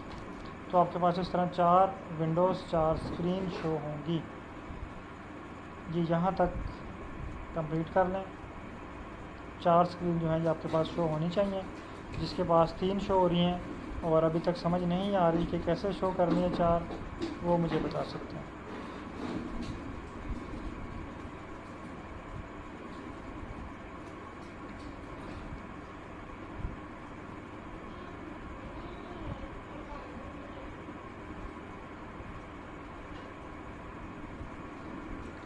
जी उस्मान साहब, आप इसको यस कर दें, इस ऑप्शन को आप यस कर दें।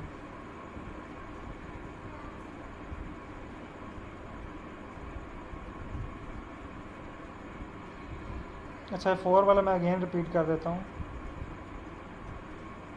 कि आपके पास ये देखें इस फॉर्म में होंगी 3 स्क्रीन्स। यहाँ पे एक बटन है, ये देखें जहाँ पे आपको मुझे माउस नज़र आ रहा है ना, ये मिनिमाइज़ का और ये मैक्सिमाइज़ का। ठीक है, ये मैक्सिमाइज़ वाले बटन पर क्लिक करें तो आपके पास 4 स्क्रीन शो हो जाएगी।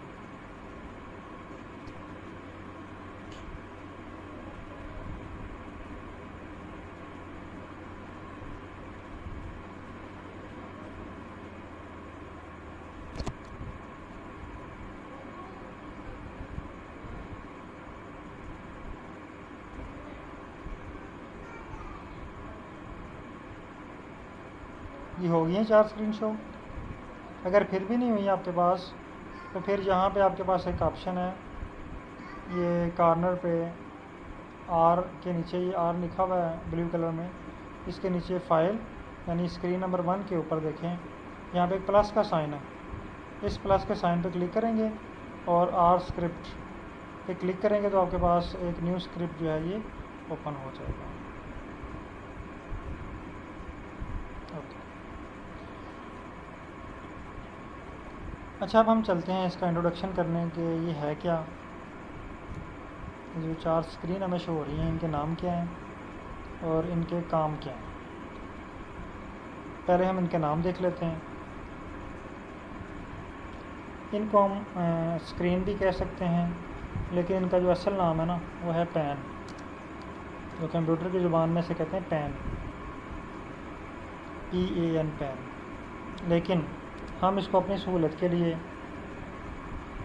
समझने के लिए, क्योंकि हमने इसका कोई पब्लिक सर्विस कमीशन का एग्ज़ाम तो नहीं देना ना कि हमने ये चीज़ें ही याद रखें, वो चीज़ें जो हमें आसानी से याद हो जाएं वो भी हम इस पर इम्प्लीमेंट कर सकते हैं।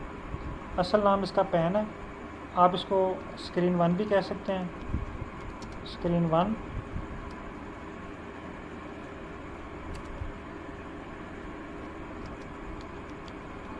स्क्रीन 2,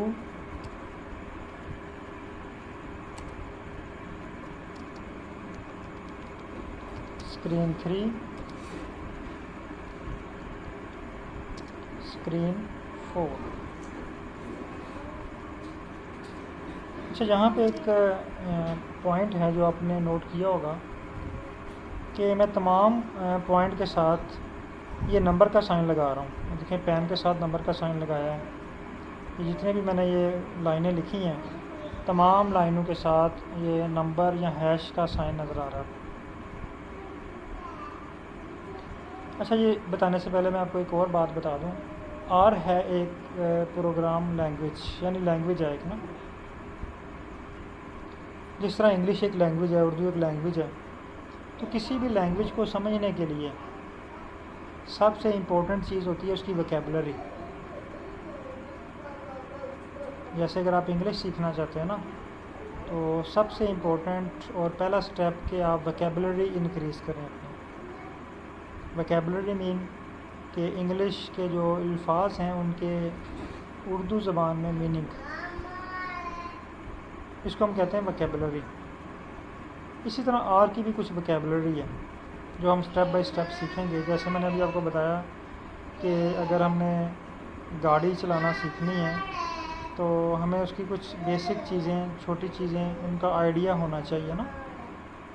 जैसे हैंडल को हमने किस पर्पज़ के लिए यूज़ करना है, लाइट ऑन करनी है तो हमने कैसे करनी है, ठीक है, वैपर यूज़ करना है तो वो कैसे हम यूज़ करेंगे, टायर में हवा जो है वो कितनी होनी चाहिए, छोटी छोटी चीज़ें हमें पता होना चाहिए। इसी तरह आर के ऊपर भी कुछ वोकैबुलरी ऐसी है वो हमें पता होना ज़रूरी है। उसके बगैर हम जो है ना वो आर लैंग्वेज को ड्राइव नहीं कर सकेंगे, इसके ऊपर हम काम नहीं कर सकेंगे।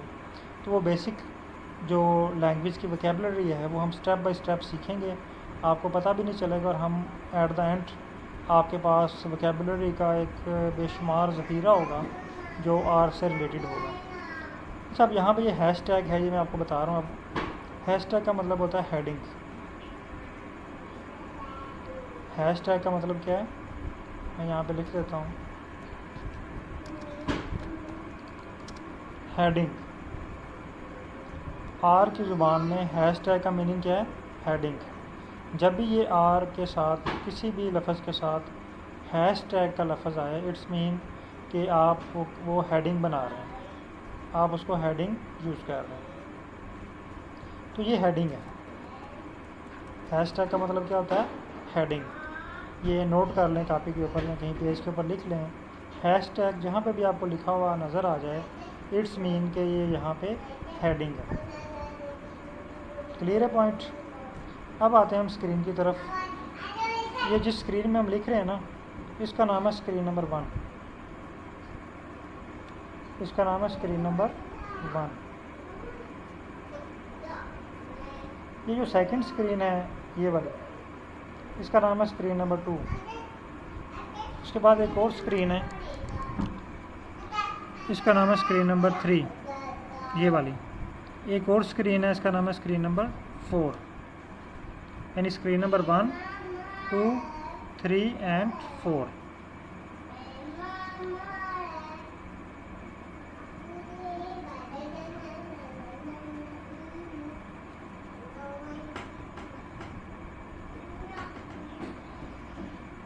अब इनके कुछ और नाम भी देख लेते हैं। स्क्रीन नंबर 1 को स्क्रिप्ट फाइल भी कहते हैं। स्क्रीन नंबर 1 का एक और नाम है, स्क्रीन नंबर 1 को स्क्रिप्ट फाइल भी कहते हैं। ये वाली स्क्रीन जिसके ऊपर ये मैं कुछ लिख रहा हूँ ना, इसका नाम है स्क्रिप्ट फाइल। दूसरा है, इसका नाम है कंसोल, ये वाली स्क्रीन, ठीक है, इसके साथ लिखा भी हुआ है कंसोल, इसका नाम है कंसोल। तीसरी स्क्रीन है हमारे पास ये वाली, इसका नाम है ग्लोबल इन्वायरमेंट, इसका नाम हम रख देते हैं ग्लोबल इन्वायरमेंट। और थर्ड है, इसमें ज़्यादातर पैकेजेस हैं तो हम इसको पैकेजेस वाली फ़ाइल कह देते हैं, पैकेजेस। तो 4 स्क्रीन हमारे पास शो हो रही हैं। स्क्रीन नंबर 1 का नाम है स्क्रिप्ट फाइल, स्क्रीन नंबर 2 का नाम है कंसोल, स्क्रीन नंबर 3 का नाम है ग्लोबल इन्वायरमेंट और स्क्रीन नंबर 4 का नाम है पैकेजेस। ये तो इनके नाम हो गए। अब इनका काम क्या है? स्क्रीन नंबर 1 से हमने क्या काम लेना है, स्क्रीन नंबर 2 से हमने क्या काम लेना है, 3 से क्या काम लेना है और 4 से क्या काम लेना है। क्या हम जस्ट एक ही स्क्रीन को यूज़ करेंगे या तमाम स्क्रीन इन्वॉल्व होंगी? इसका आंसर ये है कि जब भी हमने कोई एनालिसिस करना है, कोई प्लाट बनाना है, कोई ग्राफ बनाना है, तो तमाम स्क्रीन जो है इसमें इन्वॉल्व होंगी। स्क्रीन नंबर 1 भी इन्वॉल्व होगी, 2 भी इन्वॉल्व होगी, 3 भी इन्वॉल्व होगी और 4 भी इन्वॉल्व होगी।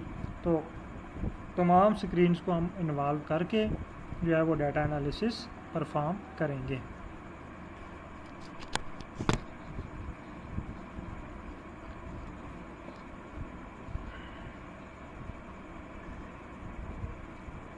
अच्छा, यहाँ तक आपको क्लियर होगा कि 4 स्क्रीन के नाम। अब आते हैं इनके काम की तरफ। स्क्रीन नंबर 1 जो है ना, यहाँ पे हम स्क्रिप्ट लिखते हैं। स्क्रिप्ट क्या होता है वो मैं आपको दिखाता हूँ। ये मेरे पास एक ये स्क्रिप्ट लिखा हुआ है मेरे पास, ठीक है।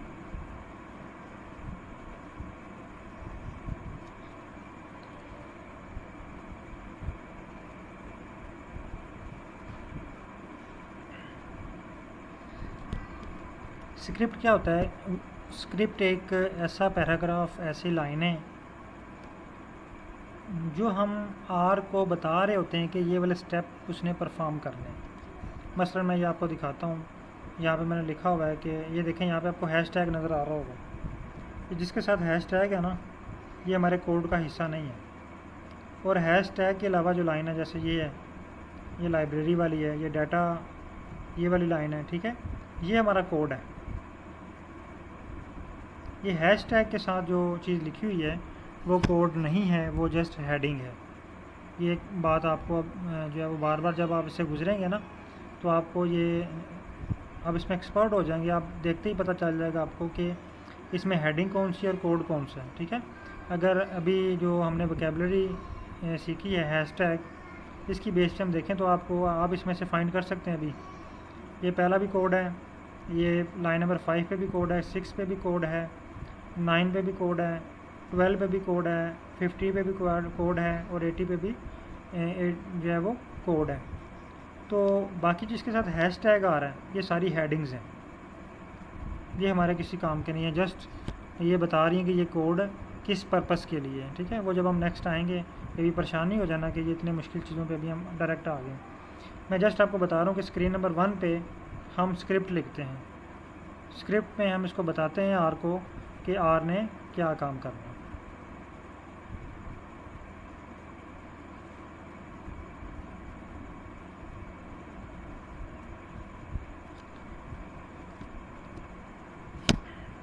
अच्छा, स्क्रिप्ट जो है, स्क्रिप्ट को आप आसान अल्फाज में इसको आप मैसेज कह सकते हैं। स्क्रिप्ट को आप मैसेज कह सकते हैं, जो मैसेज हमने आर को दिया, आर की ज़ुबान में। देखें ना, जैसे अगर आप में से अगर किसी का रिलेटिव चाइना में हो, बल्कि हमारे पास पार्टिसिपेंट भी हैं इस बैच में जो चाइना से ऑनलाइन है, तो अगर वो हमें मैसेज करें चाइनीज़ में,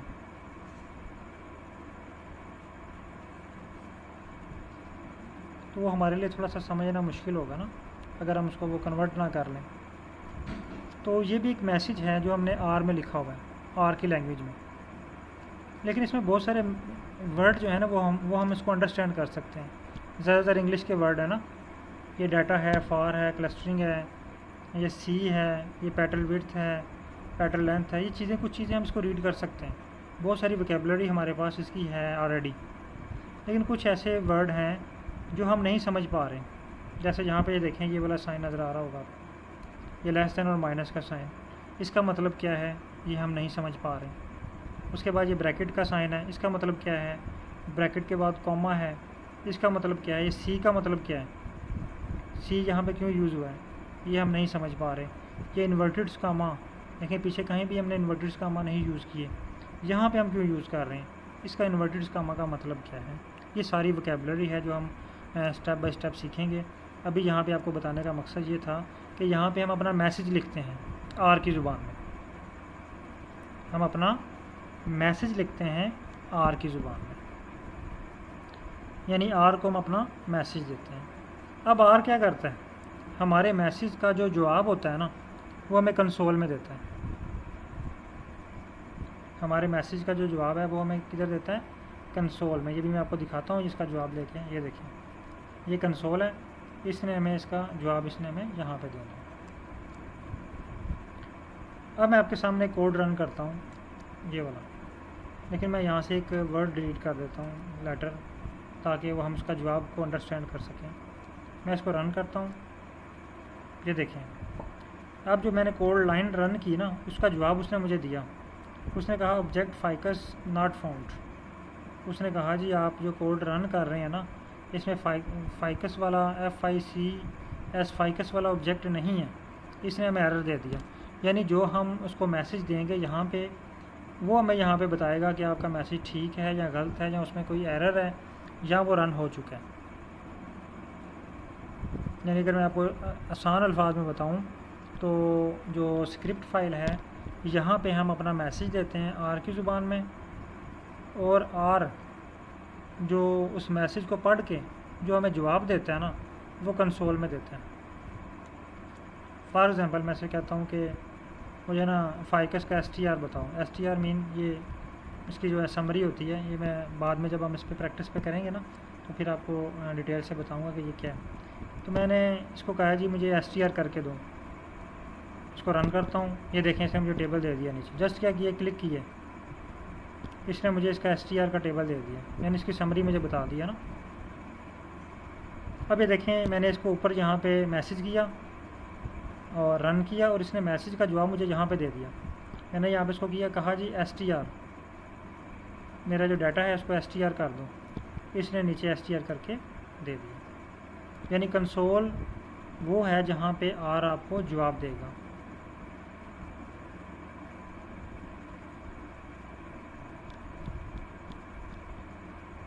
हाँ सर आप भी ठीक कह रहे हैं कि कंसोल इनपुट और आउटपुट, ठीक है, लेकिन ये इनपुट और आउटपुट थोड़ा सा डिफ़िकल्ट हो जाएगा, ख़ास तौर पे जो जिनका बैकग्राउंड IT से नहीं है, या बहुत सारे पार्टिसिपेंट ऐसे हैं जो बिल्कुल न्यू हैं इस फील्ड में ना, तो उनके लिए थोड़ा सा मुश्किल हो जाएगा। इसलिए मैं इसको थोड़ा सा आसान अल्फाज में डेली जो लाइफ की एग्जांपल्स हैं उसके साथ कंपेयर करके आपको समझा रहा हूँ, ताकि तमाम पार्टिसिपेंट को जो है ये क्लियर हो जाए।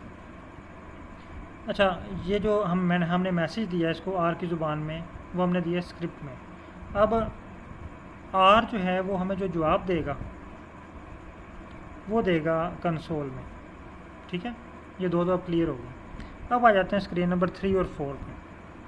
स्क्रीन नंबर 3 है ये ग्लोबल इन्वायरमेंट है, इसमें बहुत सारी चीज़ें शामिल हैं। जैसे इन्वायरमेंट में आ जाता है कि आपके पास जो चीज़ें पड़ी हुई हैं। देखिए मेरे पास अभी जस्ट एक फ़ाइल पड़ी हुई है फाइकस की, फाइकस नाम से ना, और ये हमारे पास है एक्सेल की फ़ाइल। उसके बाद है हिस्ट्री, यानी इस लैपटॉप को मैंने यूज़ करके आर के ऊपर जो कोड मैंने रन किए हुए हैं ना, जो आर से बातें की हुई हैं, ये देखें सारी एक हिस्ट्री बन रही है, ये आपको शो हो रही होगी, ये देखें ये सारी एक हिस्ट्री बन गई है, ये कोड रन हुआ है। उसके बाद हैं ये कनेक्शंस को छोड़ दें, ट्यूटोरियल्स पे आ जाएं। ट्यूटोरियल में आपको गाइडलाइन है कि आपने आर को कैसे यूज़ करना है। आप आर स्टूडियो को यहाँ से ट्यूटोरियल ओपन करके यहाँ से भी आप बहुत सारी लर्निंग जो है ये कर सकते हैं।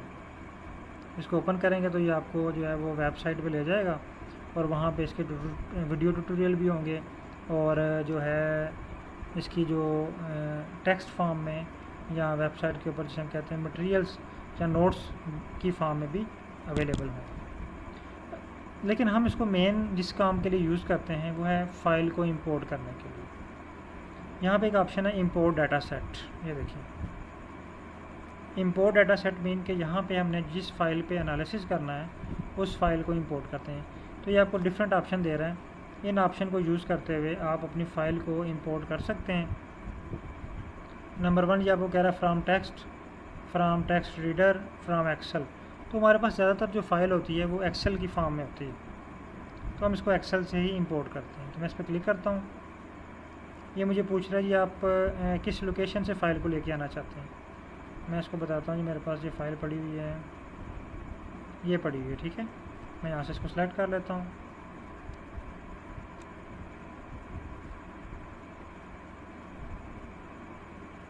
ये देखिए अगेन मेरे पास जो है ये फाइकस की फ़ाइल, क्योंकि वो एक ही नाम से फ़ाइल थी तो इसने दूसरी फ़ाइल को रिप्लेस कर दिया। आप लोगों के पास ये अभी इंपोर्ट नहीं होगी, जिन लोगों ने न्यू आर इंस्टॉल किया है तो अभी आप लोग इसको ट्राई ना कीजिएगा कि ये ना हो कि आपके अगले स्टेप जो हैं वो मिस हो जाएं, आप इसी पे अड़के रहें। इसके लिए हमें कुछ और चीज़ें रिक्वायर्ड हैं, वो भी मैं आपको बताता हूँ। अच्छा, उसके बाद आ जाते हैं स्क्रीन नंबर 4 पर, यानी स्क्रीन नंबर 3 से हमने एक ही काम लेना है, वो है फ़ाइल को इंपोर्ट करने का।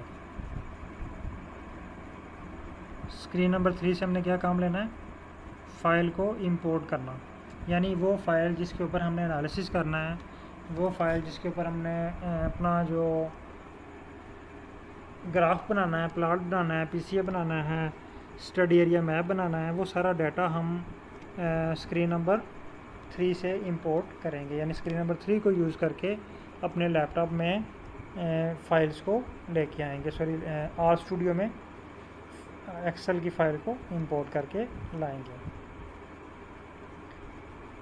अच्छा, अब आ जाते हैं स्क्रीन नंबर 4 पे। इसको हम कहते हैं पैकेजेस वाली फ़ाइल या पैकेजेस वाली स्क्रीन, या इसको पैन 4 भी आप कह सकते हैं, ठीक है। इसमें बहुत सारी चीज़ें हैं। सबसे पहले फ़ाइल, इसके बारे में हम बाद में डिटेल से डिस्कस करते हैं, ये फ़ाइल्स क्या होती हैं और ये यहाँ पे कैसे शो हो रही हैं। देखें, ये मैंने अभी जो है वो एक प्लॉट बनाया है, ये आपको शो हो रहा होगा यहाँ पे, ये देखें इस तरह, ठीक है। तो बहरहाल इस पर हम बाद में डिस्कस करते हैं कि यहाँ पे कैसे आई हैं। अच्छा, उसके बाद है प्लॉट, ये चीज़ इंपॉर्टेंट है जो मैं आपको समझाना चाह रहा था। अगेन मैं आता हूँ इस स्क्रीन पे, हाँ यहाँ पे ये देखें, अब मैं अगेन स्क्रीन नंबर 3 पे हमने फ़ाइल इंपोर्ट की पहले और स्क्रिप्ट पे स्क्रिप्ट लिखा। अब मैं स्क्रिप्ट को रन करता हूँ,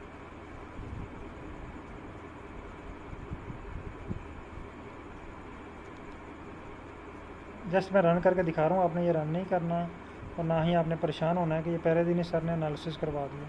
ये जस्ट मैं आपको इन स्क्रीन का इंट्रोडक्शन दे रहा हूँ और प्रैक्टिकली ये आपको समझा रहा हूँ कि इन स्क्रीन पे क्या शो होता है।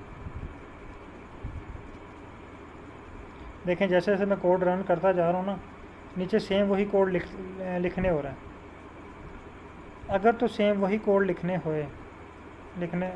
हुआ आ जाए, टाइप हुआ आ जाए।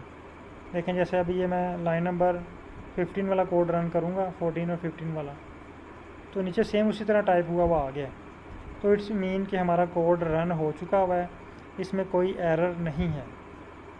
अगर इसमें एरर होता तो ये मैं फ़ौरन रोक लेता कि आपके डाटे में एरर है।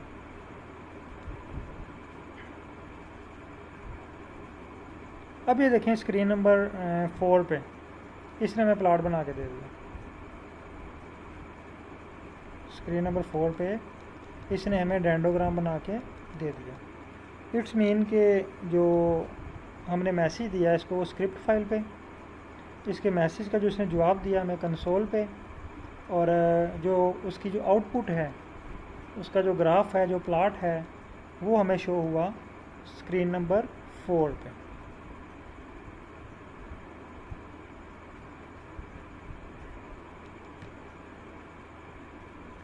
ये इतना क्लियर है, यानी 4 स्क्रीन का इंट्रोडक्शन हो गया। अच्छा, अब यहाँ पे आ जाते हैं, प्लॉट से आगे है पैकेजेस। ये क्या होता है?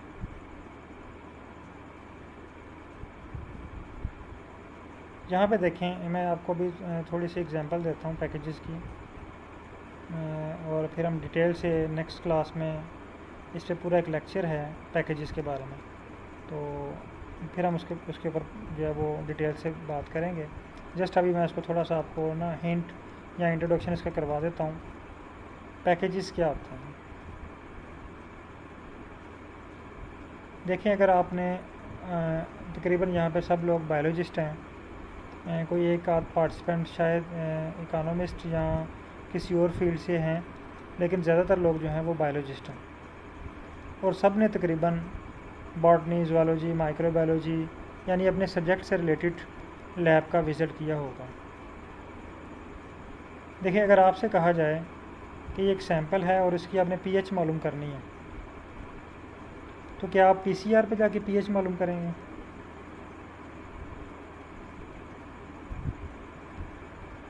वो तो हम पीएच मीटर यूज़ करेंगे ना। तो पीएच मीटर एक पैकेज है। लैब के अंदर जितने इंस्ट्रूमेंट पड़े हुए हैं ना, हर इंस्ट्रूमेंट एक पैकेज है। हर इंस्ट्रूमेंट एक पैकेज है। पीसीआर एक पैकेज है, माइक्रोस्कोप एक पैकेज है, स्पेक्ट्रोफोटोमीटर एक पैकेज है, उसके बाद थर्मामीटर एक पैकेज है, फ्लेम फोटोमीटर एक पैकेज है। जितने भी इंस्ट्रूमेंट पड़े हुए हैं आपकी लैब के अंदर, हर इंस्ट्रूमेंट एक पैकेज है। सेम इसी तरह आर में भी ना बहुत सारे इंस्ट्रूमेंट हैं,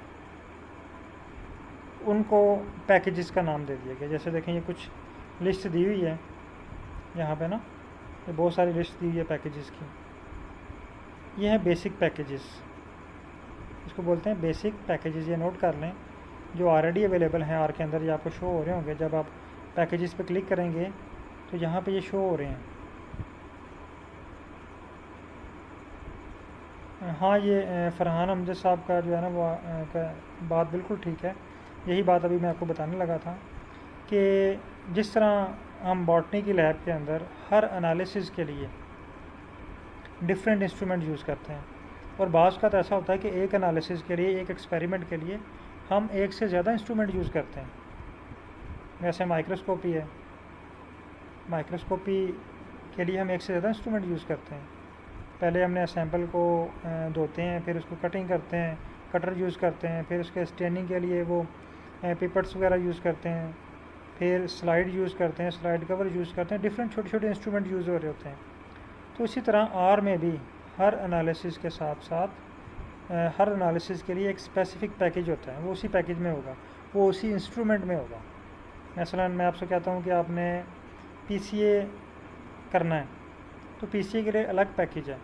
आपने अनोवा निकालना है, अनोवा के लिए अलग इंस्ट्रूमेंट है। आपने कोरिलेशन निकालना है, कोरिलेशन के लिए अलग इंस्ट्रूमेंट है।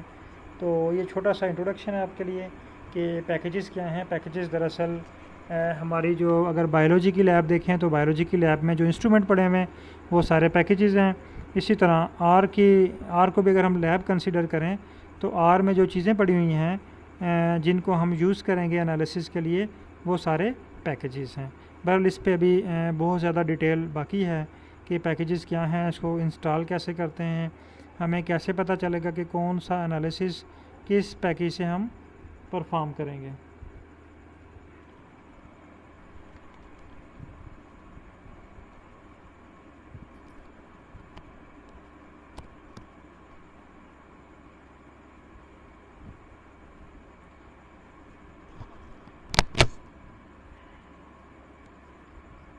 जी सर, यहाँ तक होपफुली आप लोगों को क्लियर होगा। और आज की क्लास हमारी यहाँ तक की थी, और क्योंकि आज हमारी फ़र्स्ट क्लास है तो एक तो मैं जस्ट फॉर्मेट रह गया हमारी क्लास को, तो जस्ट 2 मिनट आपके कुछ रिव्यू लूँगा कि फ़र्स्ट डे जो क्लास का आपका कैसा रहा। और क्योंकि अब हमारी जो क्लास है वो वीकेंड वाइज है, नेक्स्ट वीक, तो आपको हर वीक की बेस के ऊपर जो है ना वो आपको छोटे छोटे टास्क दिए जाएंगे जो आपने परफॉर्म करने होंगे। फर्स्ट वीक आपका जो टास्क होगा वो मैं आपको शेयर कर दूंगा ग्रुप में। बहरहाल अभी जस्ट हमने 2 मिनट एक पार्टिसिपेंट को जो विलिंगली आज की ट्रेनिंग के बारे में कुछ बताना चाहे, और क्योंकि अब आपने 20 से 25 सेशन ये ट्रेनिंग के करने हैं, तो आज हमारे 2 सेशन हुए हैं। तो इन ट्रेनिंग्स में क्योंकि आपने ये चीज़ें सीखनी है और मैंने सिखानी है, तो आप जिस तरह बेहतर अंदाज में सीख सकेंगे मैं उसी तरह कोशिश करूँगा आपको सिखाऊँगा। तो आपकी अगर कोई सुजेशन हो तो जो आपने फ़ील की हो कि आज की क्लास में ये चीज़ नहीं थी तो नेक्स्ट क्लास में ये होनी चाहिए, तो वो आप जो है वो अगर कोई पार्टिसिपेंट विलिंगली बात करना चाहे तो मैं उनको जो है वो माइक अलो करता हूँ।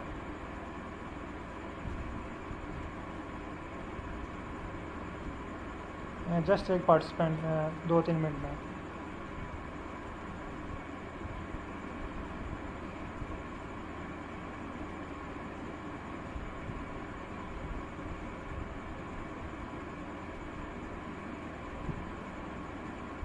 जी डॉक्टर अरूज साहिबा, आप कुछ कहना चाहेंगे? अगर माइक ओपन करूँ आपका भी।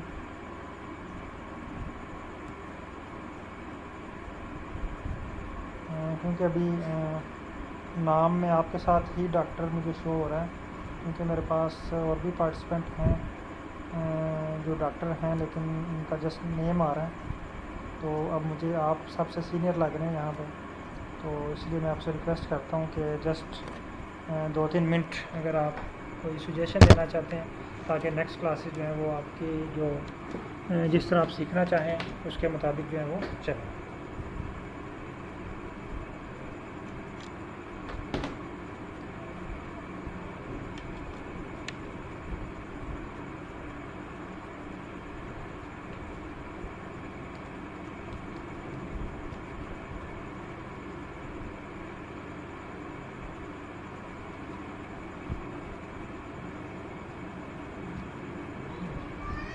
वालेकुम सलाम।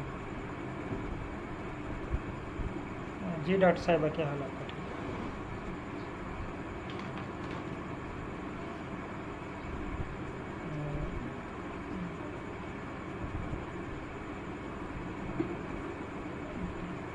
बहुत शुक्रिया मैडम।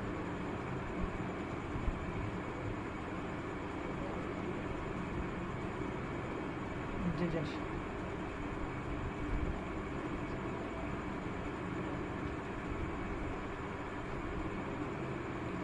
बिल्कुल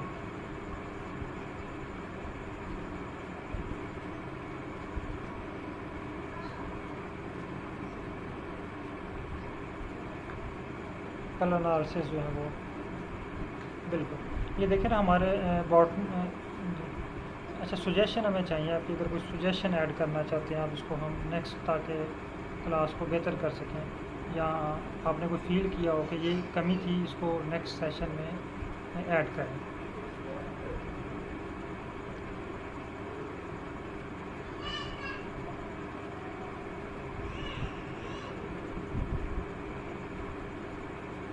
हाँ वो तो है सर।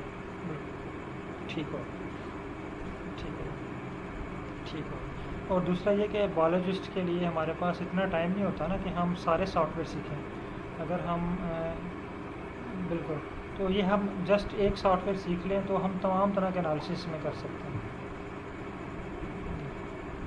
जी जी इंशाल्लाह।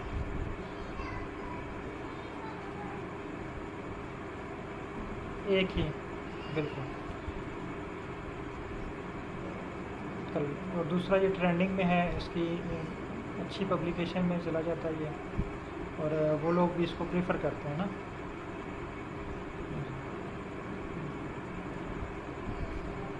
बिल्कुल बिल्कुल ऐसा ही है। जैसे वो दूसरे सॉफ्टवेयर है ना, ख़ास तौर पे पाकिस्तान में वो फ्री वर्जन यूज़ करते हैं हम, और क्रैक करके उसको ना, तो अगर हम उनको गलती से भी बता दें कि हमने क्रैक वर्जन यूज़ किया तो उसी वक्त हमारा पेपर रिजेक्ट होके वापस आ जाए। हम तो वहाँ पे वो साथ मटेरियल मेथड में लिख देते हैं कि हमने लेटेस्ट वर्जन यूज़ किया ना, लेकिन उनको तो नहीं हम बता रहे होते कि हमने कौन सा यूज़ किया। तो अगर हम उनको बता दें तो वो पेपर उसी वक्त बगैर पढ़े हमारा जो है वो रिजेक्ट करके वापस भेजते हैं।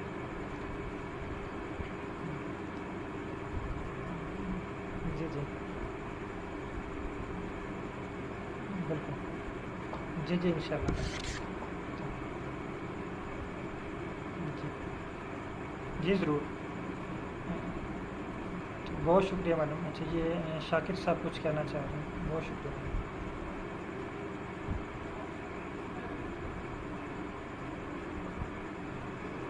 जी शाकिर साहब। वालेकुम सलाम। जी सर, ठीक ठाक।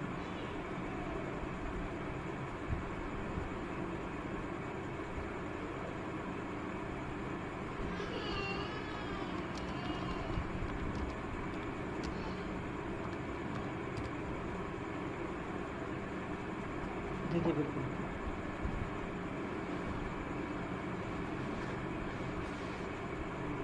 बिल्कुल।